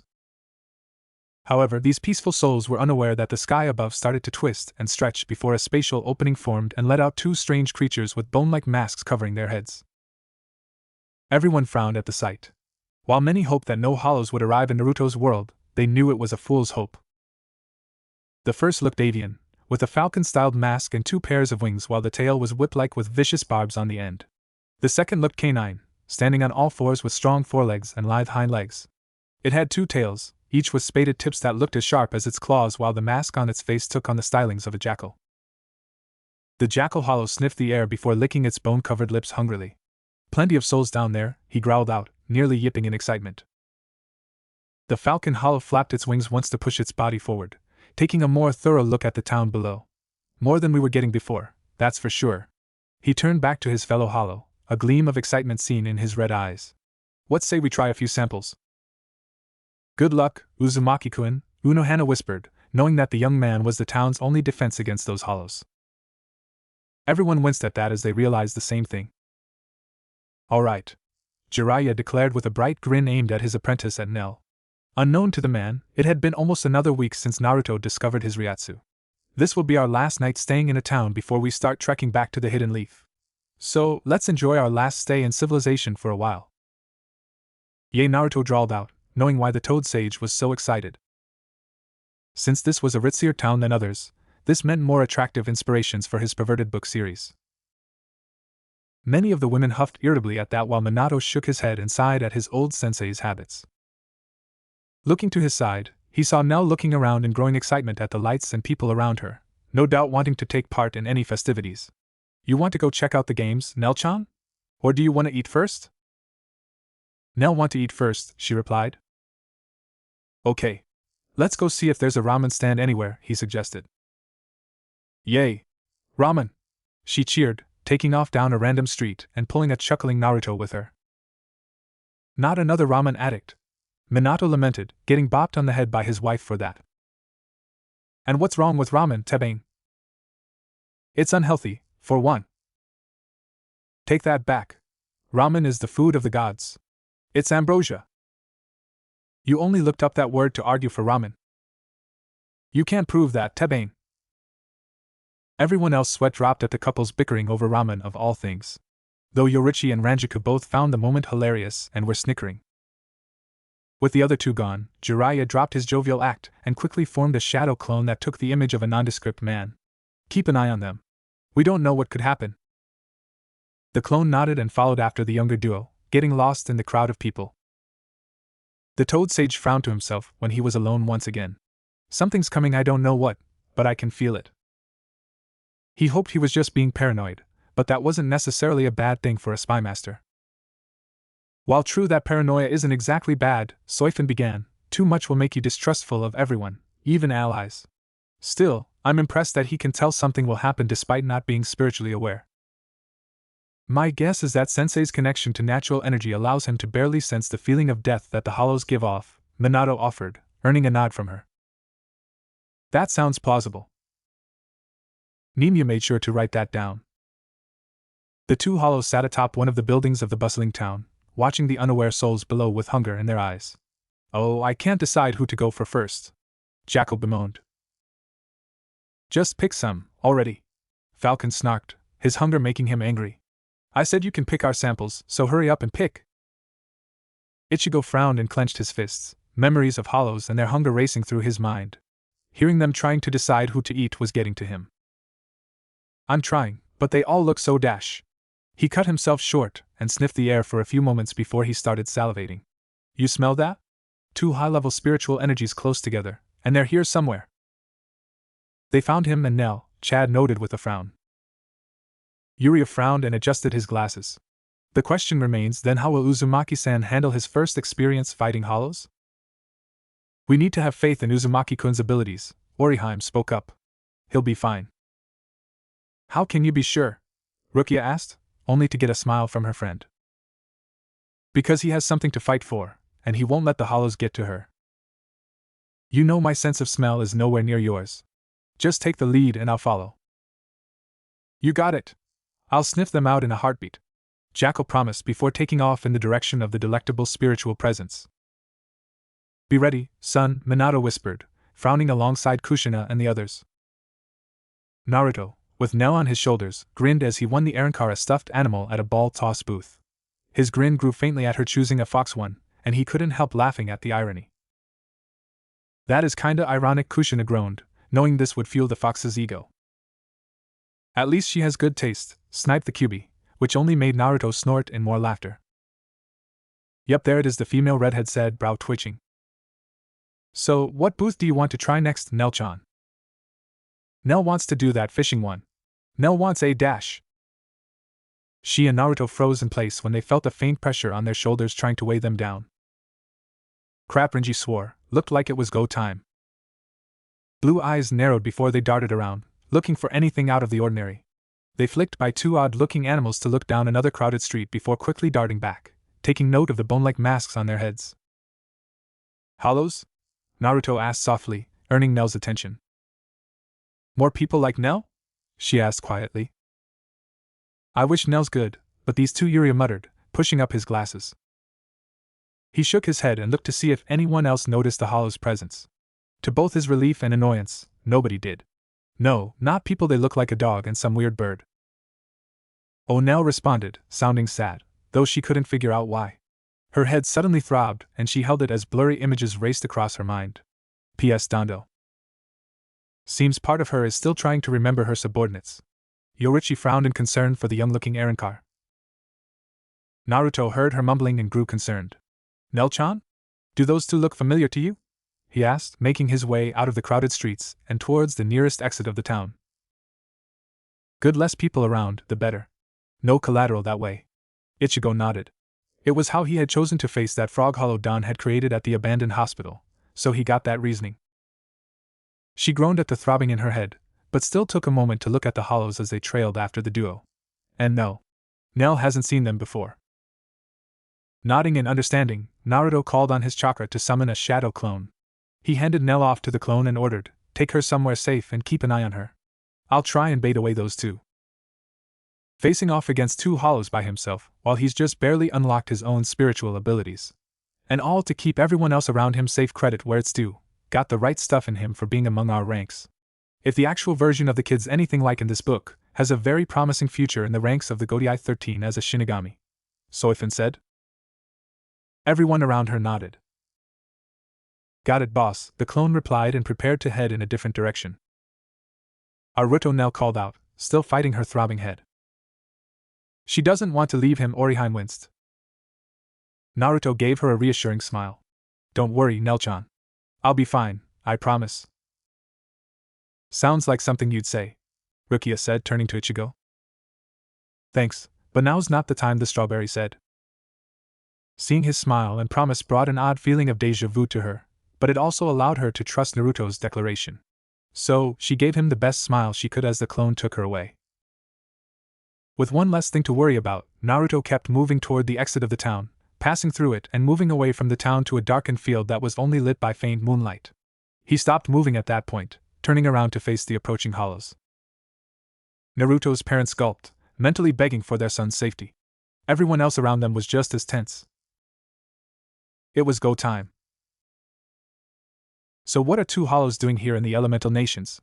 He questioned with narrowed eyes, letting his chakra flow through his body. That'll get their attention. Toshiro frowned. How the hell does a human know about us if Sailaporo-sama said no hollows ever set foot in this place? Jackal asked. Falcon narrowed his eyes while his barbed tail twitched dangerously. I don't know, but this human knows too much as it is. We need to hurry and eat him before he spreads the word about our existence. Who'd really believe him?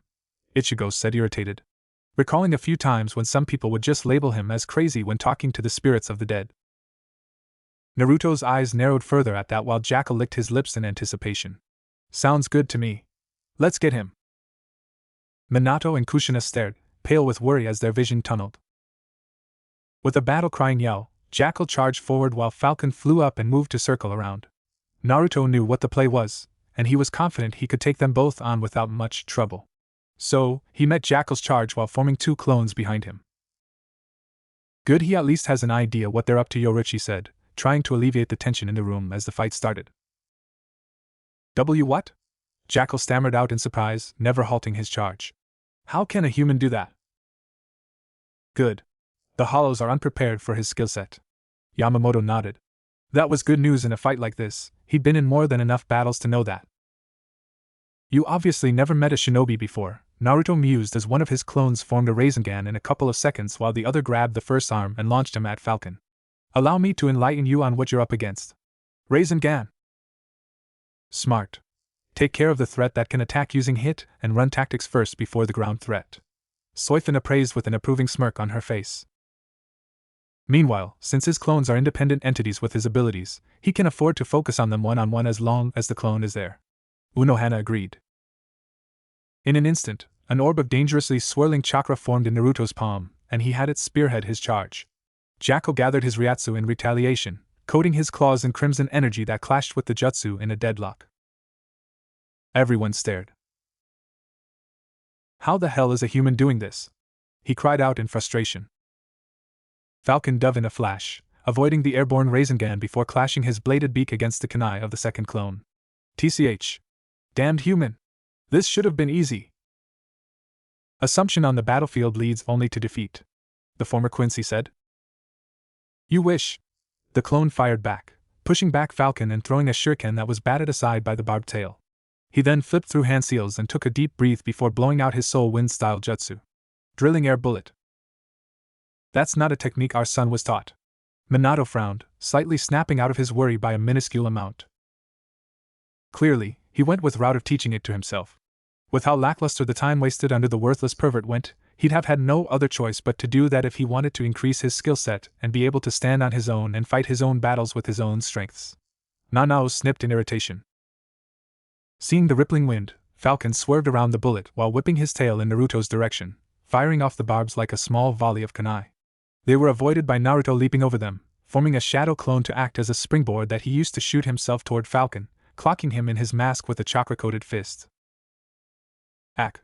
The hollow cried, being flung back with tremendous force and sent sprawling on the ground. He's doing very well, Chad noted, causing Minato and Kushina to relax slightly. Still, it wasn't over until one side in this fight wasn't able to keep fighting. Bastard! Jackal growled out, still in a deadlock with the original. Tell me how you're fighting us hollows. It shouldn't be possible. Naruto smirked at that, pumping more chakra into the Rasengan and making it grow slowly, which allowed him to start pushing Jackal back. I told you already, I'm a shinobi, Tebeo. The Rasengan detonated at that, pushing back Jackal with its expulsion, while Naruto slid back a few feet with his sandals digging up twin trenches in the ground. Falcon saw this and knew that they were outmatched. He's not bad. And with how there's a whole world full of people who can use a combination of physical and spiritual energies mixed together to produce this chakra stuff, can see why hollows wouldn't be there too risky for them, Rukia said. He also knew that they were expendable. They were merely scouts meant to carry recorders so that Sailaporo could report what they witnessed in this world. As such, it didn't matter if he made it out alive or not, the 8th Espada would be getting the data regardless. Everyone frowned at that. Sure, they were hollows, but that was still a twisted thing to do and treat others like. Sailaporo-sama, he spoke quietly to the device clipped around his neck, if you're able to hear this, be on the lookout for a blonde human with spiked hair and blue eyes calling himself a shinobi. Both Minato and Kushina paled again. Oh, just great. Another depraved psychopath for their son to have to deal with. Not good. With his final message made, Falcon forced himself back up and gathered Ryatsu in his wings before flapping them towards the Uzumaki, sending out sharpened blades of wind toward the blonde. He wasn't at all surprised when the shinobi dodged them, but he did try and use the attack to give him room to make a retreat. Coward! Kenpachi sked. Jackal was too injured to make a run for it, plus his lack of aerial maneuverability made him an easier target. Backstabbing tactic. Soifin frowned lightly. Naruto saw the avian hollow trying to make a break for it, and he knew that he couldn't use any jutsu to catch up to him in time. So, throwing a chakra-enhanced kunai at Jackal's mask, which cracked it dangerously as it pierced through it, he raced after Falcon while stopping his chakra flow to call on whatever Ryatsu he could. "This'll be good," Shunsui said as everyone watched. "Come on, focus it through you and concentrate. Concentrate." He started gaining on Falcon, who was struggling with 3 wings and a damaged 4th one. Concentrate. He felt energy stirring within him, gathering from his abdomen and flowing into his scarf. Looked like Byakuya was right, the scarf was a medium for Naruto's spiritual abilities. Sajin Kamamura nodded. "Gather as much as you can and concentrate." His scarf started flickering with white fire. Mimi started writing furiously. She wouldn't deny the scientific part of her personality she shared with her captain, and father was looking forward to this. "Concentrate, damn it!" His eyes gained white rings and he stretched his arm out towards Falcon with a cry of, "Binding threads, Kushina!" "What?" Kushina yelped. From the flickering aura surrounding the scarf, the white fire raced up Naruto's arm and shot ahead, taking the form of a spiritual chain made of the same flickering fire. It raced toward Falcon and speared through one of his wings before wrapping around him. "Say what?" Kushina shouted, utterly shocked. Those were her adamantine chakra chains. But how did he dash? What? What is this?" He cried through the pain before he was slammed onto the ground by Naruto. "Ack. Damn you, shinobi!" His red eyes widened when he saw the obvious Ryatsu flowing from the blonde, flowing around him from the scarf he wore around his neck and shoulders. "Whoa," Yoruichi said, looking at the image. "How can dash? How does a human have access to spiritual power?" He screeched, enraged at being beaten, but also passing along the info vocally through the device around his neck. Oh please, he was aware of them. Is it really going to be weird for hollows that people can be spiritually aware? Ichigo rolled his eyes. Yes, he got it was to pass on in form, but would a hollow or one of those Aaronkar things have never encountered a human with more spiritual awareness than usual? Naruto grinned proudly at his accomplishment. "Guess I'm just a special kind of human. Remember this name, Hollow, Naruto Uzumaki, Shinobi and Spirit Fighter. A super cool name, Tebane." Minato slapped a hand to his face. "Really? Spirit Fighter? Why would he call himself such a silly title?" Kushina scowled at her husband. "He isn't a Shinigami, Quincy, or any other pre-established type of individual who deals with spiritual beings. Besides, considering your lame naming skills, at least our boys are cut and dry rather than stupidly complex with the sheer length of them." Minato gawked. "Name one time that's ever been true," he defended. Giving her husband a look, the redhead did just that. "Flying Raijin, Jiku Shippu Senko Renadin Zirashiki. It's too damn long. And what the hell is Style Zero anyway, Tebane?" Face red with embarrassment, Minato was left sputtering at his wife's rant. It didn't help that many of the others were snickering at him, with Yoruichi, Shunsui, Kenpachi, and Yuichiro all straight up laughing. Soifin gave him a dry look at the long-winded name, and even Yamamoto looked lost for words. Sweet Oriheim tried her best not to laugh, not wanting to be rude.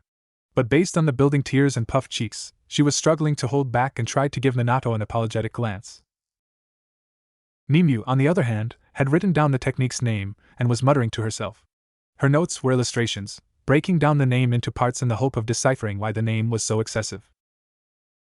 Kushina gave her husband a smug look and stated firmly, "I rest my case, flaky boy." Poor Minato could only slump forward in utter defeat. Can see why he can never win a bet with her. Rukia stared. He glared hatefully at the Uzumaki, lunging as much as he could through the chain holding him down.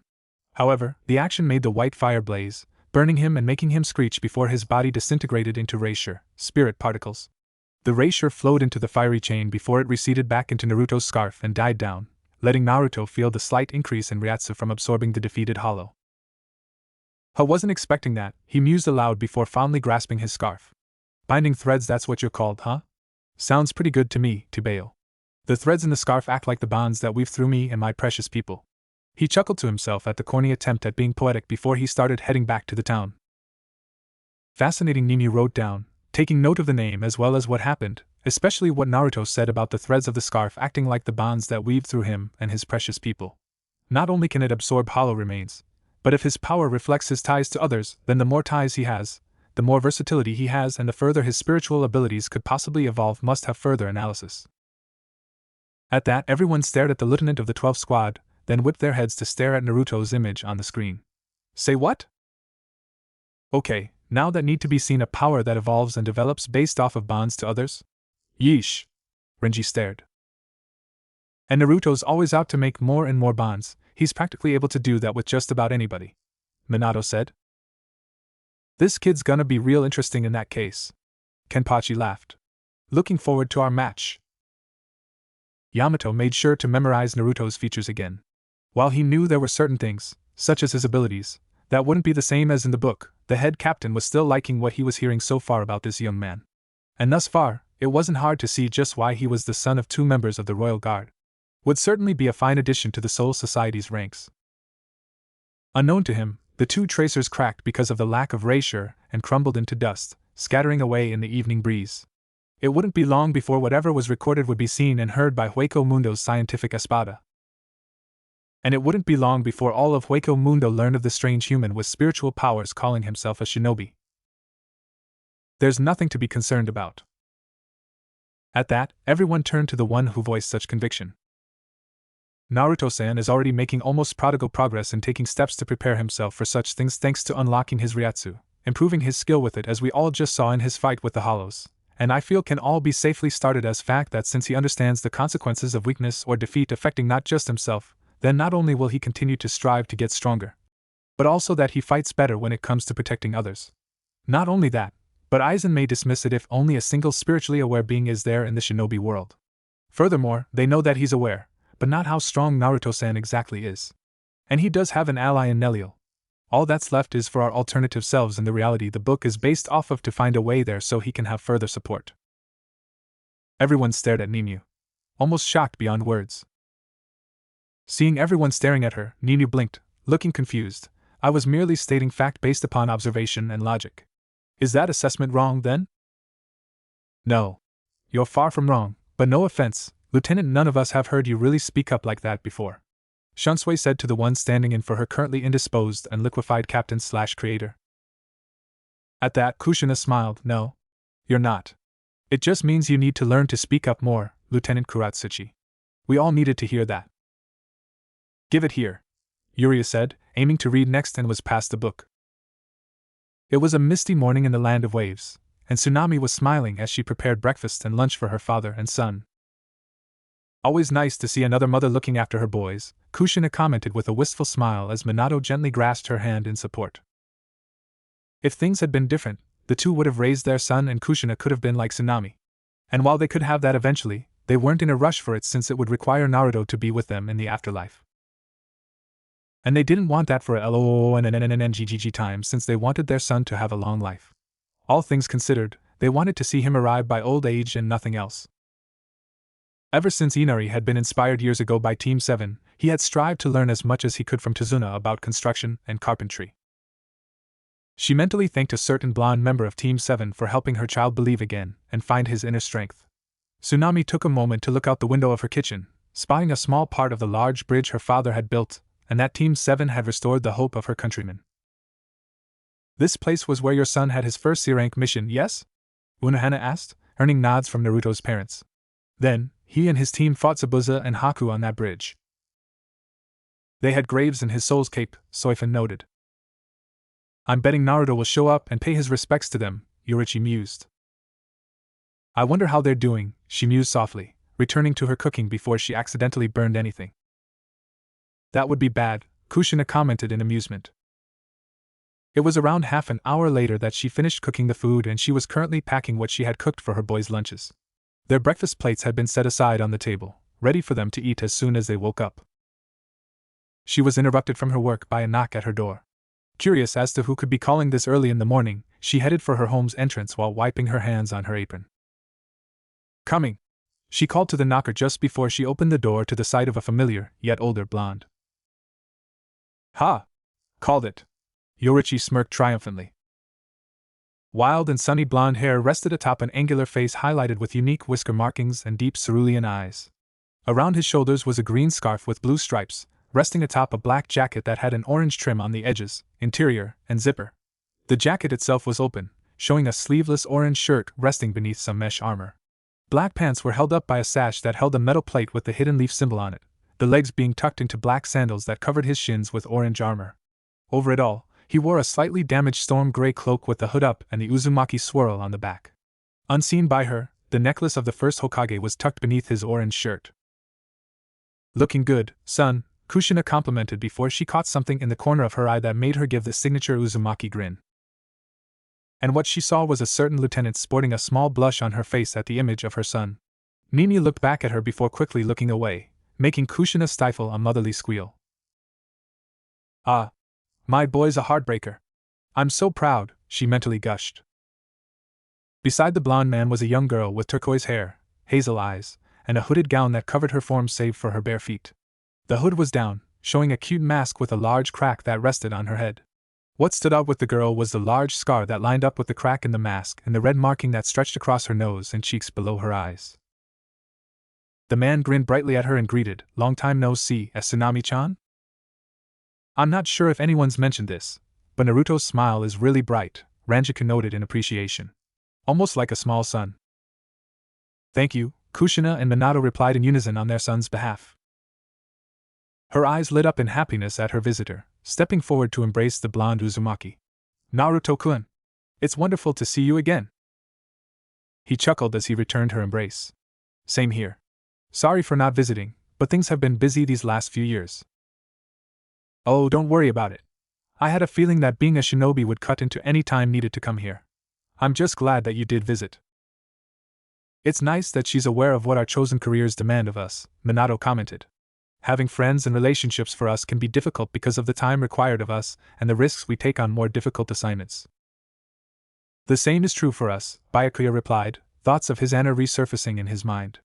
She really was his other half, and it was hard being away from her for his own duties as a shinigami, especially when she became terminally ill. The two men shared a nod of respect. A sense of kinship was felt between them, two men who had women they loved, who led people, and who held their own sense of duty as a high priority in their lives. Two men who lost the chance of life with people they loved. And while Minato was held by his wife, Byakuya was surprised when he felt his hand be gently grasped by Rukia. The two siblings shared a glance before Byakuya gratefully gave Rukia's hand a faint squeeze. She then looked to the young girl and asked, "So, who's this little one?" "Nell is Nell," the errand greeted with a smile as bright as Naruto's. "Nell is Ruto's friend after Ruto saved Nell from falling out a hole in the sky." Tsunami blinked at the explanation and looked back to Naruto, who was rubbing the back of his head sheepishly. "It's a long story. Mind if we come in?" "Understatement," Rinji and Hisagi drawled out. "Oh yes, of course. You came at a good time, also. I just finished making breakfast, and there's plenty extra to make you both a plate." "You don't have to do that," Naruto tried to politely decline as he and Nell followed the woman into her home. "Nonsense. You and Nell are guests in my home. The least I can do is offer you both something to eat and drink." "She's very welcoming," Chad noted with a faint smile. "Well, she knew Uzumaki-kun and is grateful to him," Oriheim reminded. "I think she's just very happy to see him again. Think she's aware that he's an orphan and is trying to provide some sort of motherly support." Ichigo mused. Yuria hummed in acknowledgement. "It's possible." Note to self, thank her for that. Kushina nodded. "Nell is hungry," Ruto the hazel-eyed girl notified, showing Naruto where she stood on Tsunami's offer. Sighing, Naruto gave the woman a smile and acquiesced, "We'd love to have some of your cooking." "Thanks, Tsunami-chan." She gave the young man a knowing smile. "Women always get their way in the end, Naruto-kun. It's best that you learn that now before it's too late."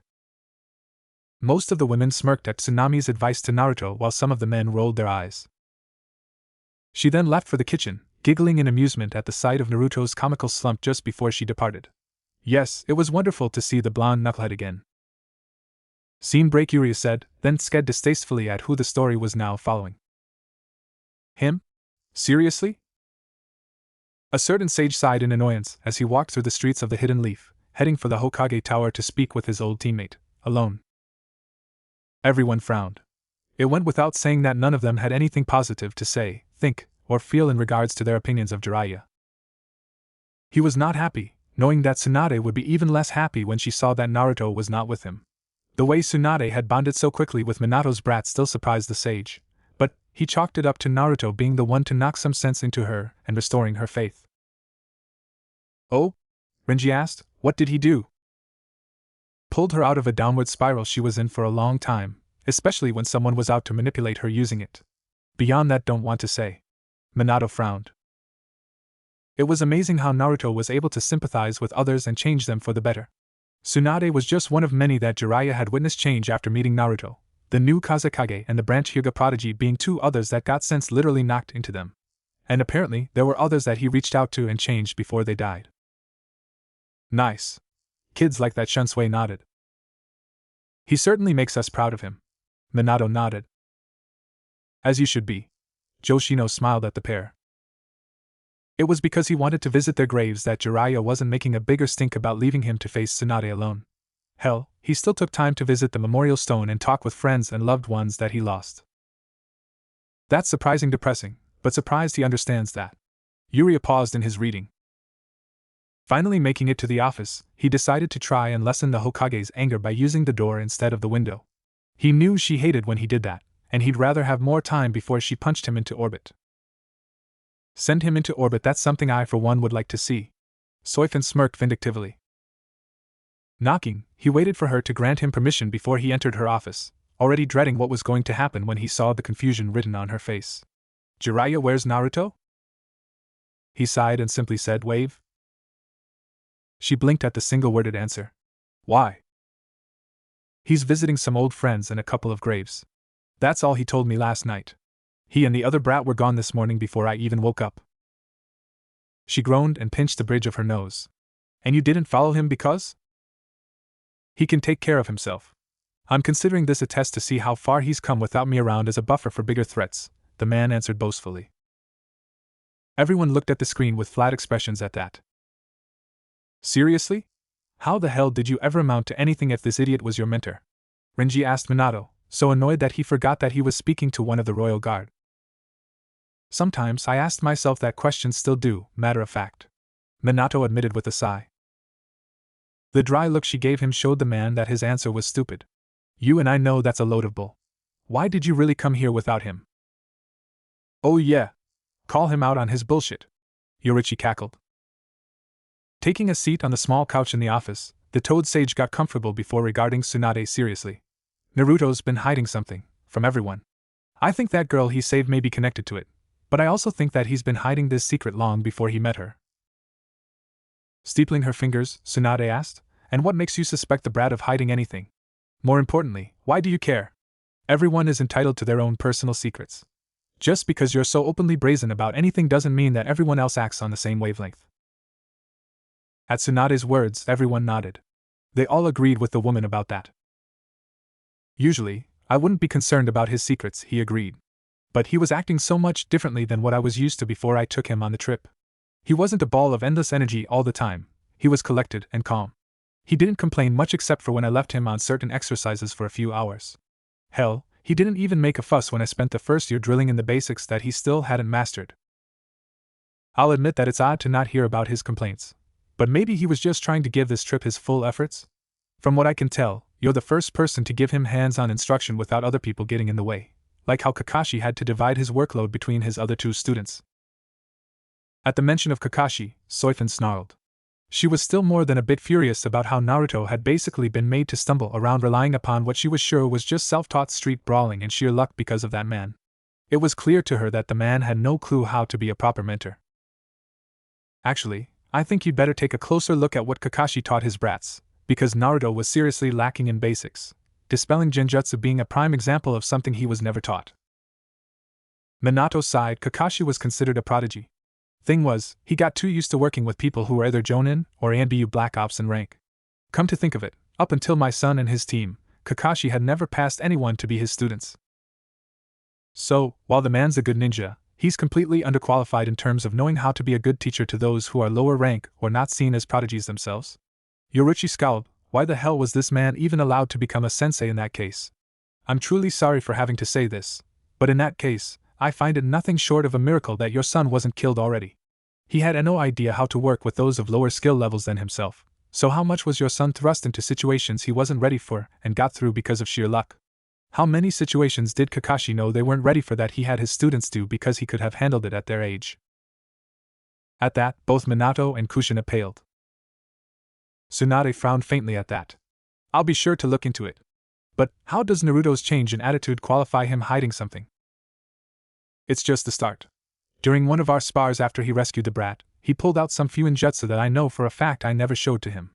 I barely tried to teach him the basics before he walked off. At first, I thought he was just not interested, but now, I'm thinking someone else taught him and he was hiding what he knew. Every shinobi needs a trump card, Jiraiya, she tried shooting down. At that, both Yoruichi and Soifin nodded firmly. As both the former and current leaders of the stealth force, they got that point better than most. Having an ace in the sleeve when you were in a life-or-death profession wasn't at all a bad thing. He frowned at her response. Fine. How about how he left the girl with a clone of his before walking out of a town's festival and had a fight with nothing? That sounds completely ridiculous. At that, the readers all rolled their eyes. Been there. Chad, for his part, couldn't help but remember that hollow shrieker who had been sucked out Yuichi's soul and put it in a parakeet. It made him tighten his fists. I thought he was simply testing out some combinations, but I saw him make a Rasengan and struggle with nothing while a clone did the same with a kunai. It was like some unseen enemies were targeting him, and he fought them off. I couldn't even sense anything in the area except for his chakra. Invisible shinobi that could erase their chakra presence? She guessed, frowning now. Invisible yes, shinobi, no. Toshiro frowned. It had been something much worse. Possibly, however, the biggest shock was when he chased after something I couldn't see and then called out his mother's name as if it were some sort of technique. Still shocked me, but glad it happened. Kushina nodded. It shouldn't, Oriheim spoke up to the redhead, getting the member of the royal guard to look at her. It was like some part of you was helping protect Naruto-san. After all, can you say that the people who love someone enough would let simply lacking a physical body stop them from looking out for the ones that they care for? Would you let that stop you from looking out for your son? She asked, recalling how, even as a hollow, her brother had protected her. Kushina beamed at the girl. Oh, damn straight. It wouldn't, Tabane. Thanks, Oriheim, she said, feeling an upsurge of gratitude and affection towards Oriheim. Tsunade looked surprised. He called out Kushina's name? Yes, and his chakra faded from my senses as he did so. Whatever those invisible enemies were using, Naruto has access to it, more than likely for a while now. You need to speak with him about this. He won't talk to me. And why exactly is that, Jiraiya? She pressed, her anger bleeding into her voice. Why wouldn't Naruto feel comfortable discussing things with you? Busted. Rukia laughed as everyone else nodded, pleased to know that Jiraiya had just cornered himself. Officially sweating, Jiraiya gave a strained grin and nervously replied, well, he thinks that this trip was a waste? Because it was, Renji said with irritation. The next moment, a sage-shaped hole was formed going through the roof of the Hokage Tower while a pervert reached for the stars. Karma, you bastard! Kenpachi laughed, everyone else in the room either joining in, giggled, or smirked. I find that deeply satisfying. Kushina beamed. Standing in front of two makeshift grave markers was Naruto, who was staring at the small crosses with somber eyes. Behind one of them was a massive sword stabbed into the earth, and the other had a white cloth draped respectfully atop it. Blue eyes then slowly panned up and saw spectral chains attached to the crosses, stretching above them and connecting to a pair of spirits that the Uzumaki was hoping to see. We really need to find a way to get to that world. Who knows how many spirits there are over there in need of us helping them pass on before they can become hollow. Sajin frowned. The rest of those in the room did not like that idea as the large, werewolf-like captain pointed that out. Zabuza Haku he greeted softly, giving them both a faint smile. It's going that he's able to see those two again. They mean a lot to him, even if they were on opposite sides. Oriheim smiled. Naruto's parents nodded in agreement. The demon of the mist looked to the older blonde that he last saw as a brat. You've grown up from the whining whelp I first met, he remarked. Zabuza-sama, Haku began, her voice as gentle as ever, must you try and instigate? She then returned Naruto's smile and added, it's wonderful to see you again, Naruto-kun. Ninu found herself frowning as her eyes narrowed at the image of Haku. Then she blinked. Wait, why did that bother her so much? So Haku is actually a female in the world the book is in. Kushina muttered to her husband under her breath. Same here, Haku. I'm sorry I never visited. A lot has happened since Team 7's mission here in the Land of Waves. I'm more curious on how the hell you can see us, brat, Zabuza cut in. As far as I can tell, you're still alive and kicking. How can you see us when we're dead? Oh, I remember that question. Ichigo groaned. I've been able to see and speak with spirits for as long as I can remember. I'm still trying to figure out why I never saw your spirits before I returned back home all those years ago. Perhaps this gift you have needed to mature alongside you. Or maybe our spirits hadn't tethered to the graves you made for us in time for you to speak with us? Haku suggested. Everyone hummed at that. Interesting theory. Maybe, but I'm not going to dwell on it. What matters now is that I can see you, and I've wanted to talk to you too for a while now. What about, kid? I wanted to say thanks to you both, and I'm sorry that we ended up fighting. I couldn't help blaming myself about your deaths, even when I know that I did all that I could to try and prevent them. Oh, here we go, he's lingering. Renji winced. It was common in their line of work to feel guilty over things, but that always ended badly. Kid, I learned early on in my shinobi career that there are plenty of things you can't change. Shit happens, and strong people move on through the hard times while weaker people dwell on them. I'll admit that you helped me regain my strength before I died, and that wouldn't have happened if we never started off on opposite sides. Toshiro nodded. Seems like something that Naruto needs to hear. The youngest captain mused. It made him think back about Momo. While she wasn't weak, he felt she would need a lot of help moving past her loyalty to Aizen. When she woke up, he was going to help her do that. Plus, Haku added, you showed me what it could have been to have a friend. Someone who could understand my pain and help me through it. I regret not being able to expand on that friendship, but I'm still glad that I met you, Naruto-kun. Ninu found herself grinding her teeth at that. He smiled sadly at the missed shinobi spirits. Yeah, I'm glad I met you both, too. You two inspired me into forming my own nindo, and taught me what real strength meant. You helped me see that being a shinobi wasn't some silly game, and that I needed to be the best I can for the ones I cared about.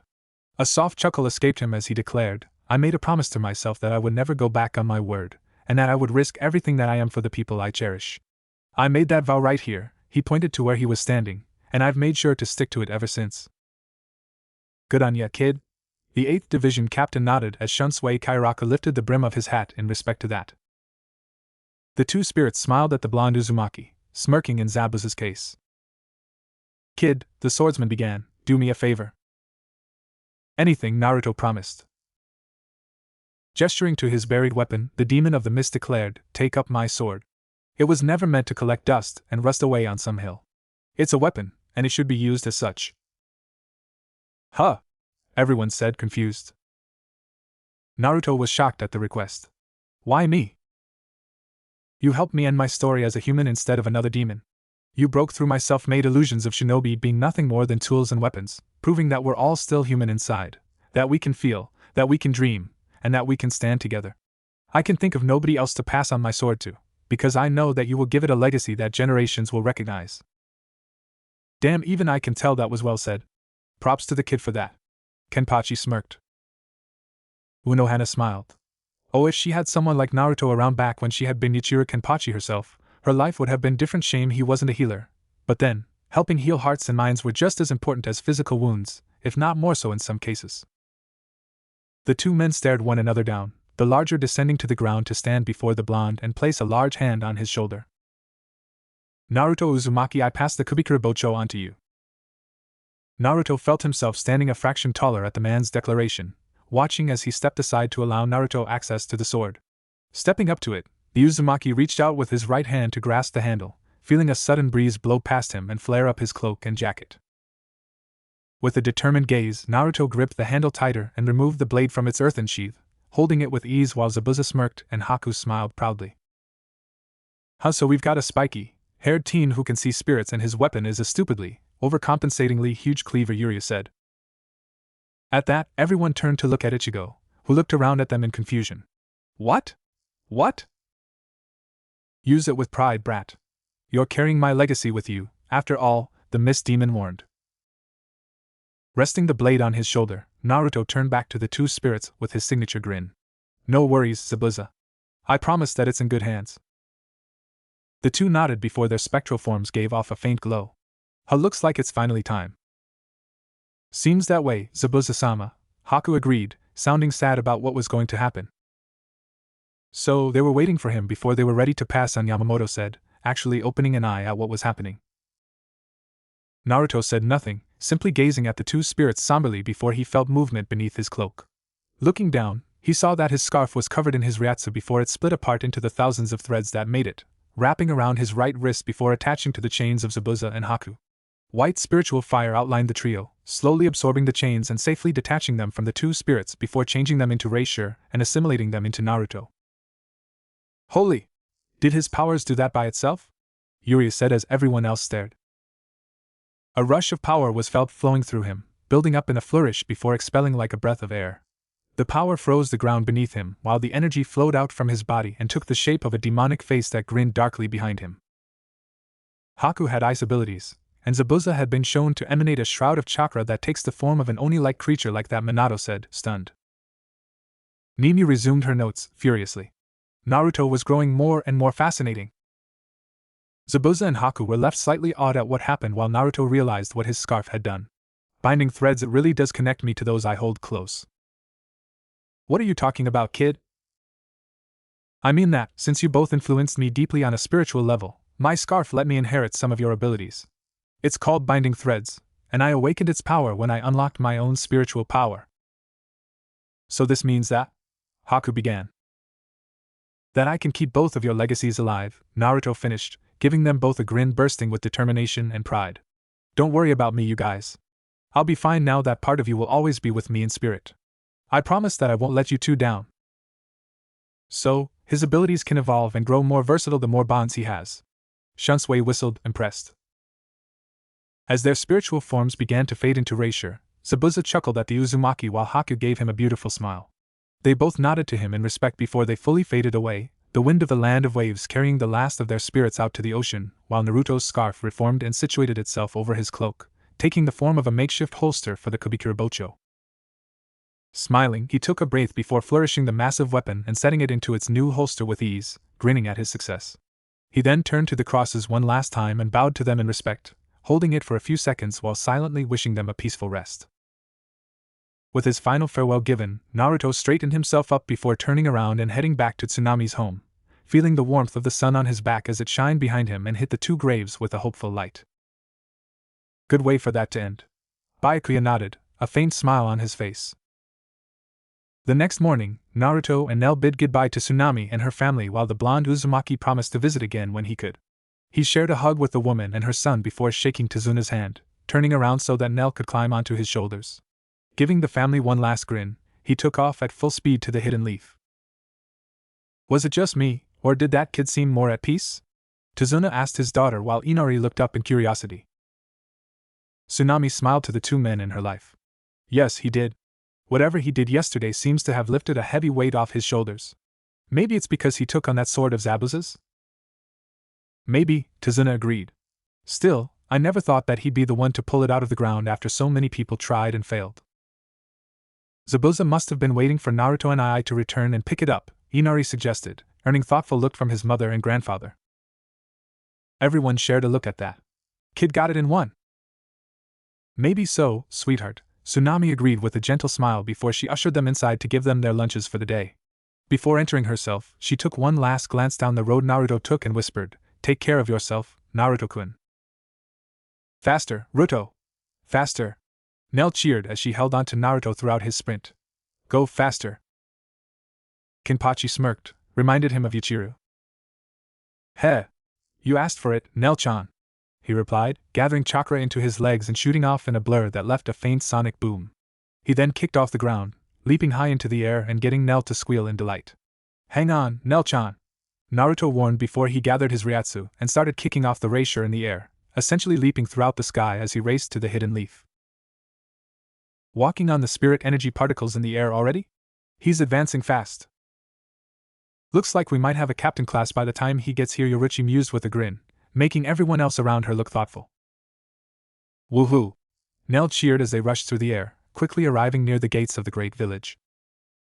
Deciding not to make a scene, Naruto cut off the flow of his Ryatsu and rapidly fell back to the earth, making Nell cry out in surprise before it turned into more excitement. Just before he landed, he had the racer cushion his impact so that he landed with the tap of a footstep. Definitely advising fast, Nano said, pushing her glasses up.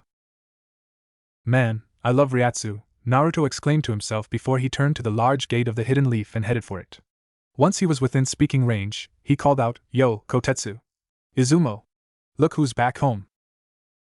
The two Chunin gate guards turned to the voice before they both smiled in recognition. "Naruto! Good to see you, man!" Kotetsu greeted before he took note of the girl on his shoulders and the sword on his back. Izumo noticed them also and exclaimed, "Whoa! Was your time away that exciting?" "You could say that, boys," Ranjiku commented with an amused smirk. "Whisker-kun has some stories for you." Naruto grinned knowingly as he answered, "You guys have no idea. Anyway, I'd better hurry up and meet Bachan before she gets even more pissed. I'm technically late, after all." "By how long?" Kotetsu asked. "I was supposed to be here yesterday. Hey, maybe I should make up some sort of excuse like how Kakashi-sensei usually does." "Oh Kami, no," both parents of the whiskered blonde pleaded. "Yes. Keep the bullshit alive," Yorichi crowed out, laughing loudly. The two Chunin snorted at the idea before they grinned in agreement. "Make sure it's a good one," Izumo bid before Naruto waved farewell to them and walked off. "Naruto? Who were those two?" Nell asked, oblivious to the stares she and Naruto were receiving. "Oh, those two were old friends of mine. They used to help me pull off pranks here in the village," he answered, aware of the stares but ignoring them expertly. "She's not mentally old enough to notice people watching them," Soifun noted, while he is mentally old enough to disregard them and focus on what's important. In this case, Chad spoke up, it's showing Nelsan around his home village. "Precisely. Right now, I'm going to introduce you to someone who I like to call Bachan." "Is she Rito's grandma?" "She'd say otherwise," Minato commented with a chuckle while Kushina smirked almost evilly. "I'm so calling her that when I see her again." "No, but she's old enough to be," he informed with a chuckle, returning his focus to the road. "I'm sure she'll like you, though." "Nell thinks Nell will like her too." Another chuckle escaped him as he kept talking with Nell, telling her about the many parts of the village he pointed to and asked about.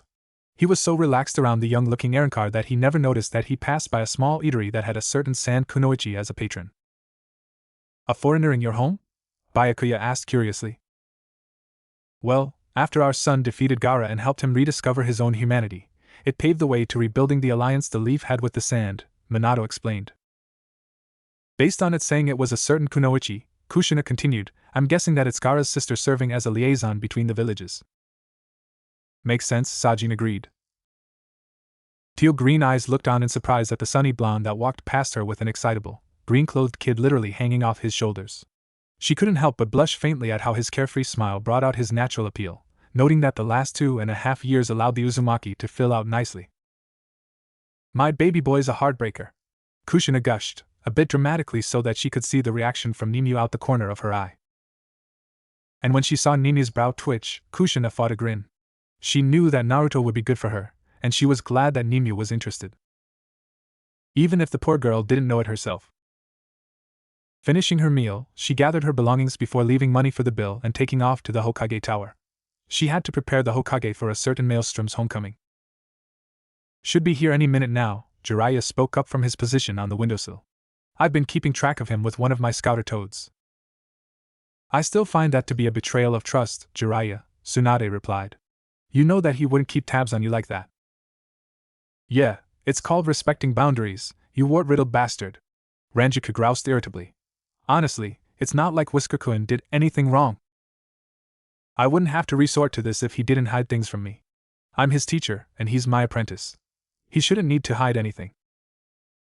"Apparently, he should," Nanao almost growled out as she readjusted her glasses. "That man being Uzumaki-san's teacher or not has no bearing on Uzumaki-san's secrets. This man is behaving like he needs leverage against everyone to have the upper hand in life. It's pathetic." Minato was slightly stunned at the dressing down against his old teacher while Kushina was nodding in total agreement. "Thank you?" Everyone is entitled to their own privacy, pervert. You just ignore that entitlement, and use it for those damnable books of yours.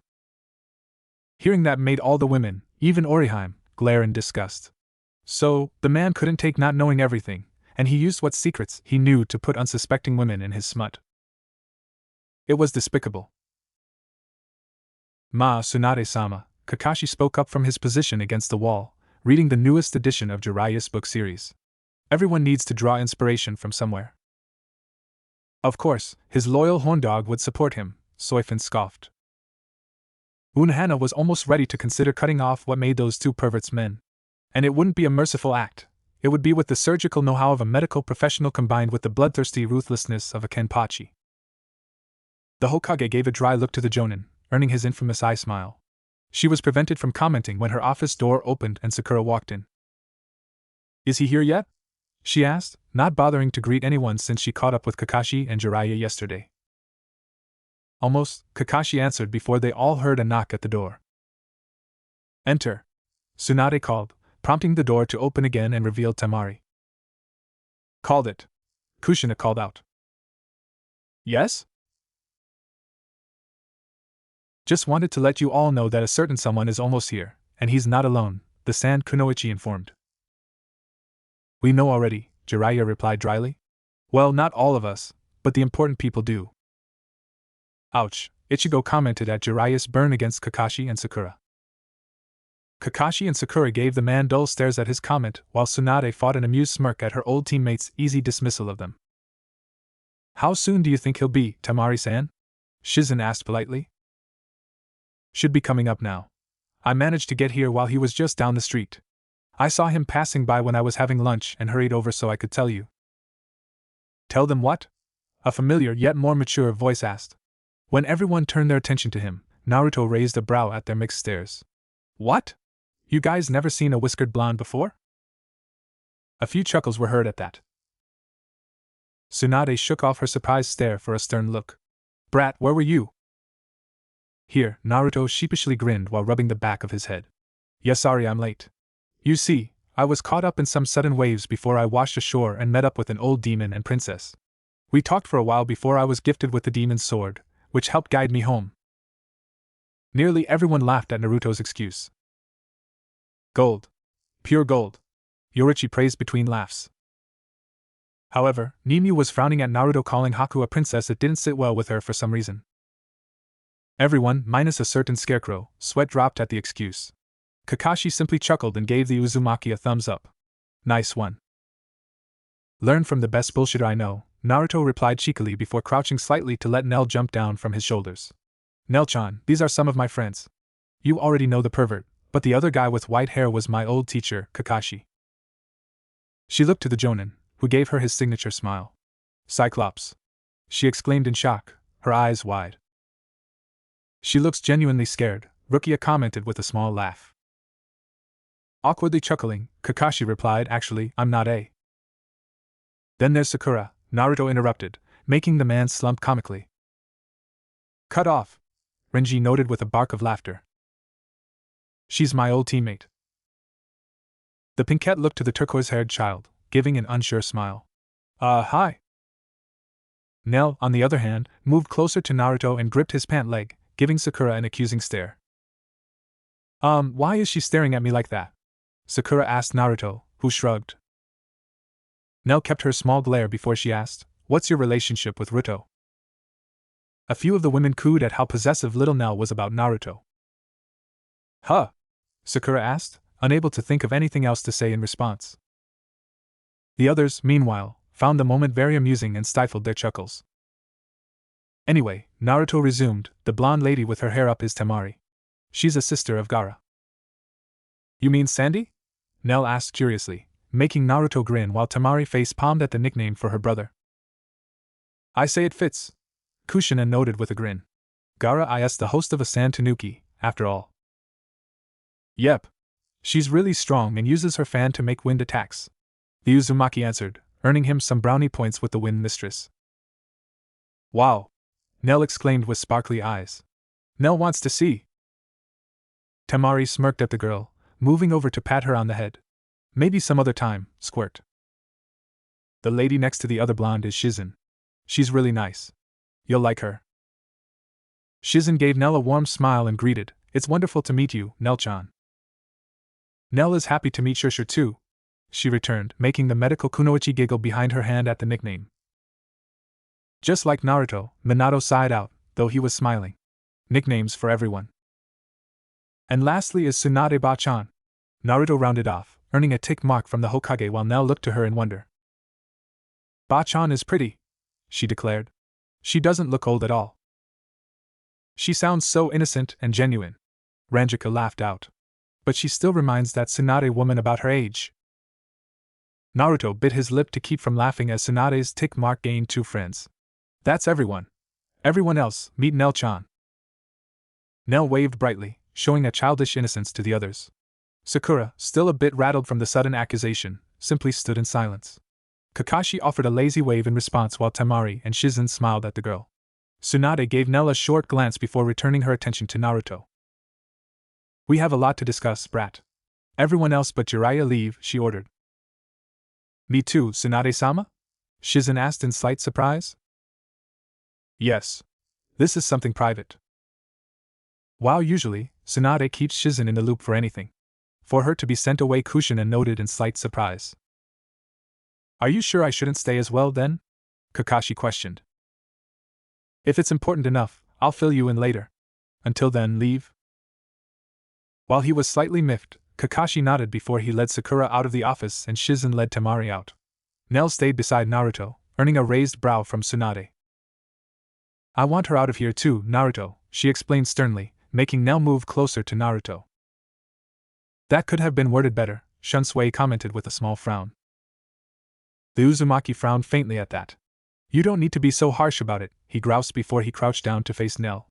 "I need to talk with Pervy Sage and Bachan for a little bit. I'll leave you with a clone that will take you home. Okay?" "Nell wants Rito to come too," she cried, giving him a pouting glare. "I know," he replied calmly, patting her head with a smile and surprising Tsunade with his caring tone. "Is it really so surprising that my son can be caring?" Kushina growled out. "They make it seem like he has no compassion or empathy, for fuck's sake." "But I'll be back as soon as I'm done here. Then we can go get some ramen and I'll introduce you to Tucci and I am Nei-chan. Can you wait that long, Nell-chan?" She kept her pout.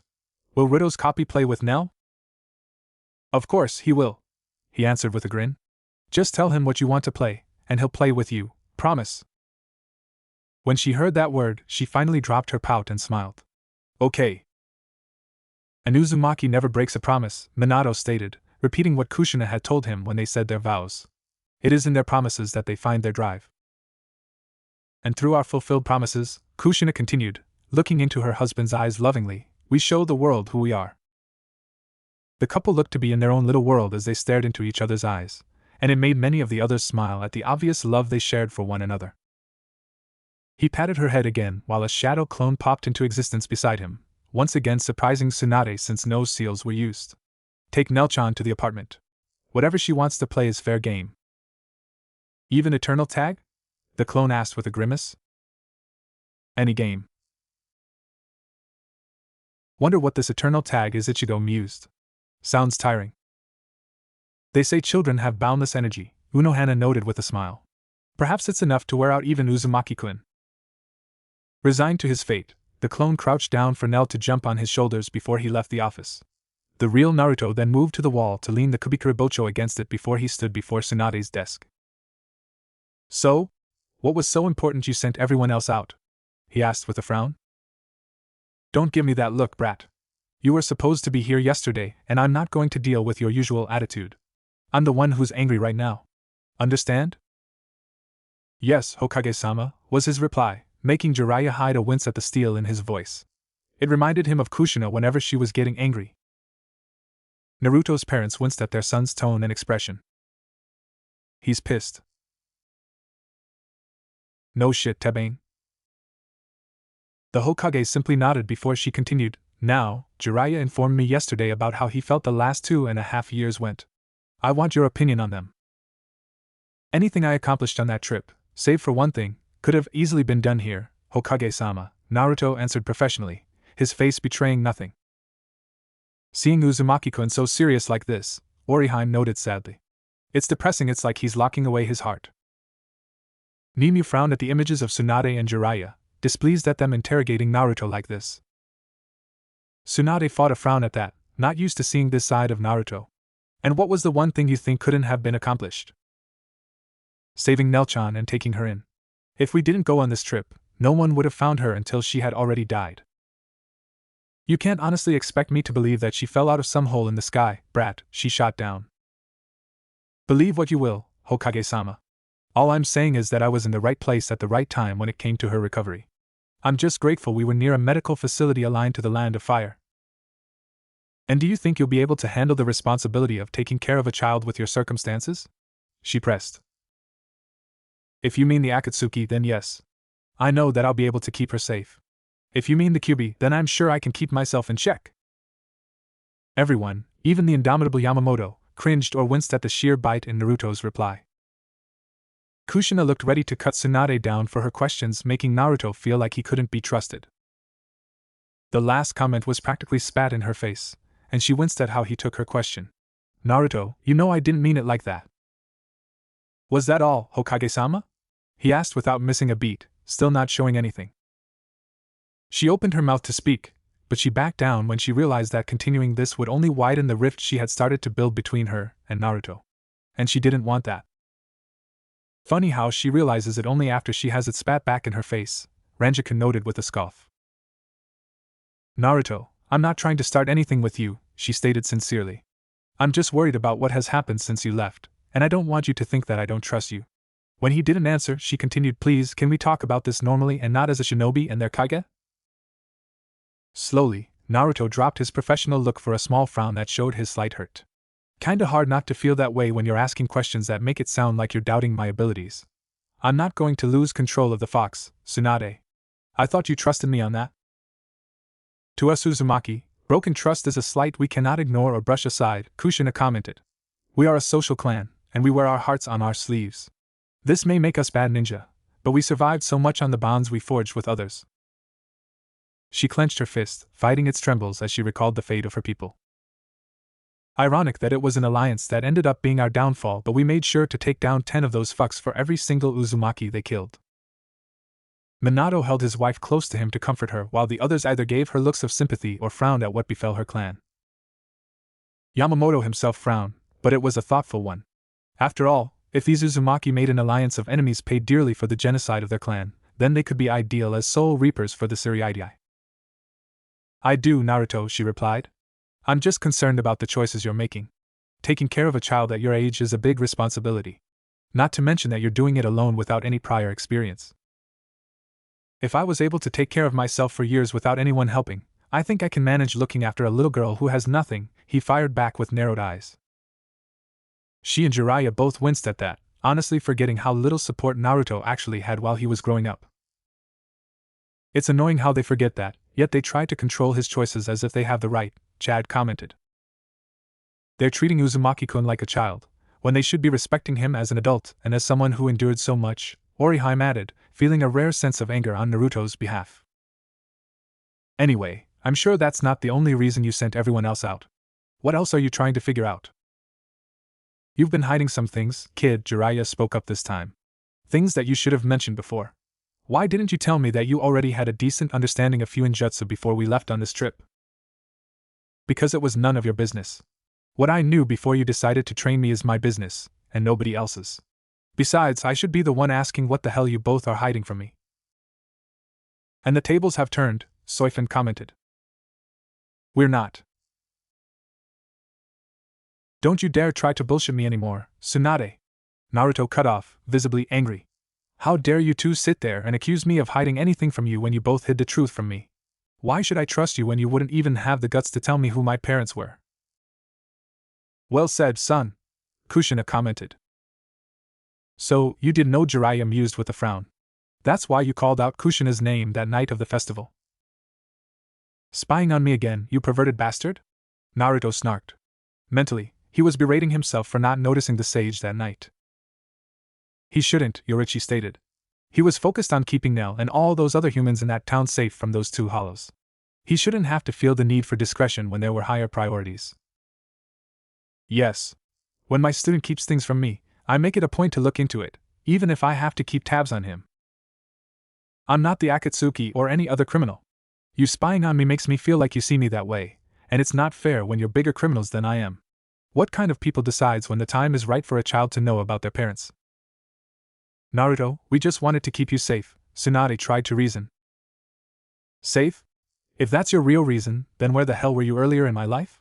Where were either of you on the nights that I questioned why I was alone, or when I had to teach myself how to find food, or when I was pushed away by ignorant parents who feared me? You too, and even the old man, just never trusted me. His anger was boiling now. He has every right to his anger, Isane commented, feeling sad for Naruto's life, but glad he could finally vent. Hell, I never found out about the fox until I was almost killed as an academy student. And I'll bet the old man would have kept lying to my face about it if that bastard Mizuki never had the chance to spill the beans that night. You weren't ready to know, Jiraiya argued. You bastard! Kushina raged, being held down by Minato, even though he was also angry at Jiraiya's so-called reasoning. Who are you to judge when a Jinchuriki should know about the bijou they carry? What if I went on a mission without know about it and lost control? Whose fault would it be then? Because it sure as hell wouldn't be mine. He's correct, Yamamoto surprisingly commented. Uzumaki holds a being of incredibly destructive power, and that same being could influence him through emotional stress. Keeping the identity of the Kyuubi hidden from him is reckless, especially if he goes out on an assignment that could jeopardize his emotional control. While the captains and lieutenants were surprised at him speaking up, Naruto's parents gave the head captain grateful looks for his comment. It showed them that he was supportive of Naruto's arguments, and that he would have made sure Naruto was prepared for what he may deal with. Jiraiya would have argued some more, but Tsunade cut him off. You're right, Naruto, she declared, getting both of them to look at her. Kushina was told about the Kyuubi before she became its container, and you never got a choice in the matter. It wasn't fair to you to grow up with this stigma that you never understood, and that others kept secret from you. To be honest, I'm surprised that you never snapped under the emotional pain and fell victim to the fox's influence. Faye. Clearly, she's never seen your more willful moments, the bijou commented. And those moments were glorious, Kushina commented, remembering the times when Naruto's strength of will was on full display. I'm stronger than you think, Tsunade, Naruto spoke up. I'm just sick of people demanding I trust them when they never return the sentiment. Anyone would feel that way, Rukia said with a frown. I understand.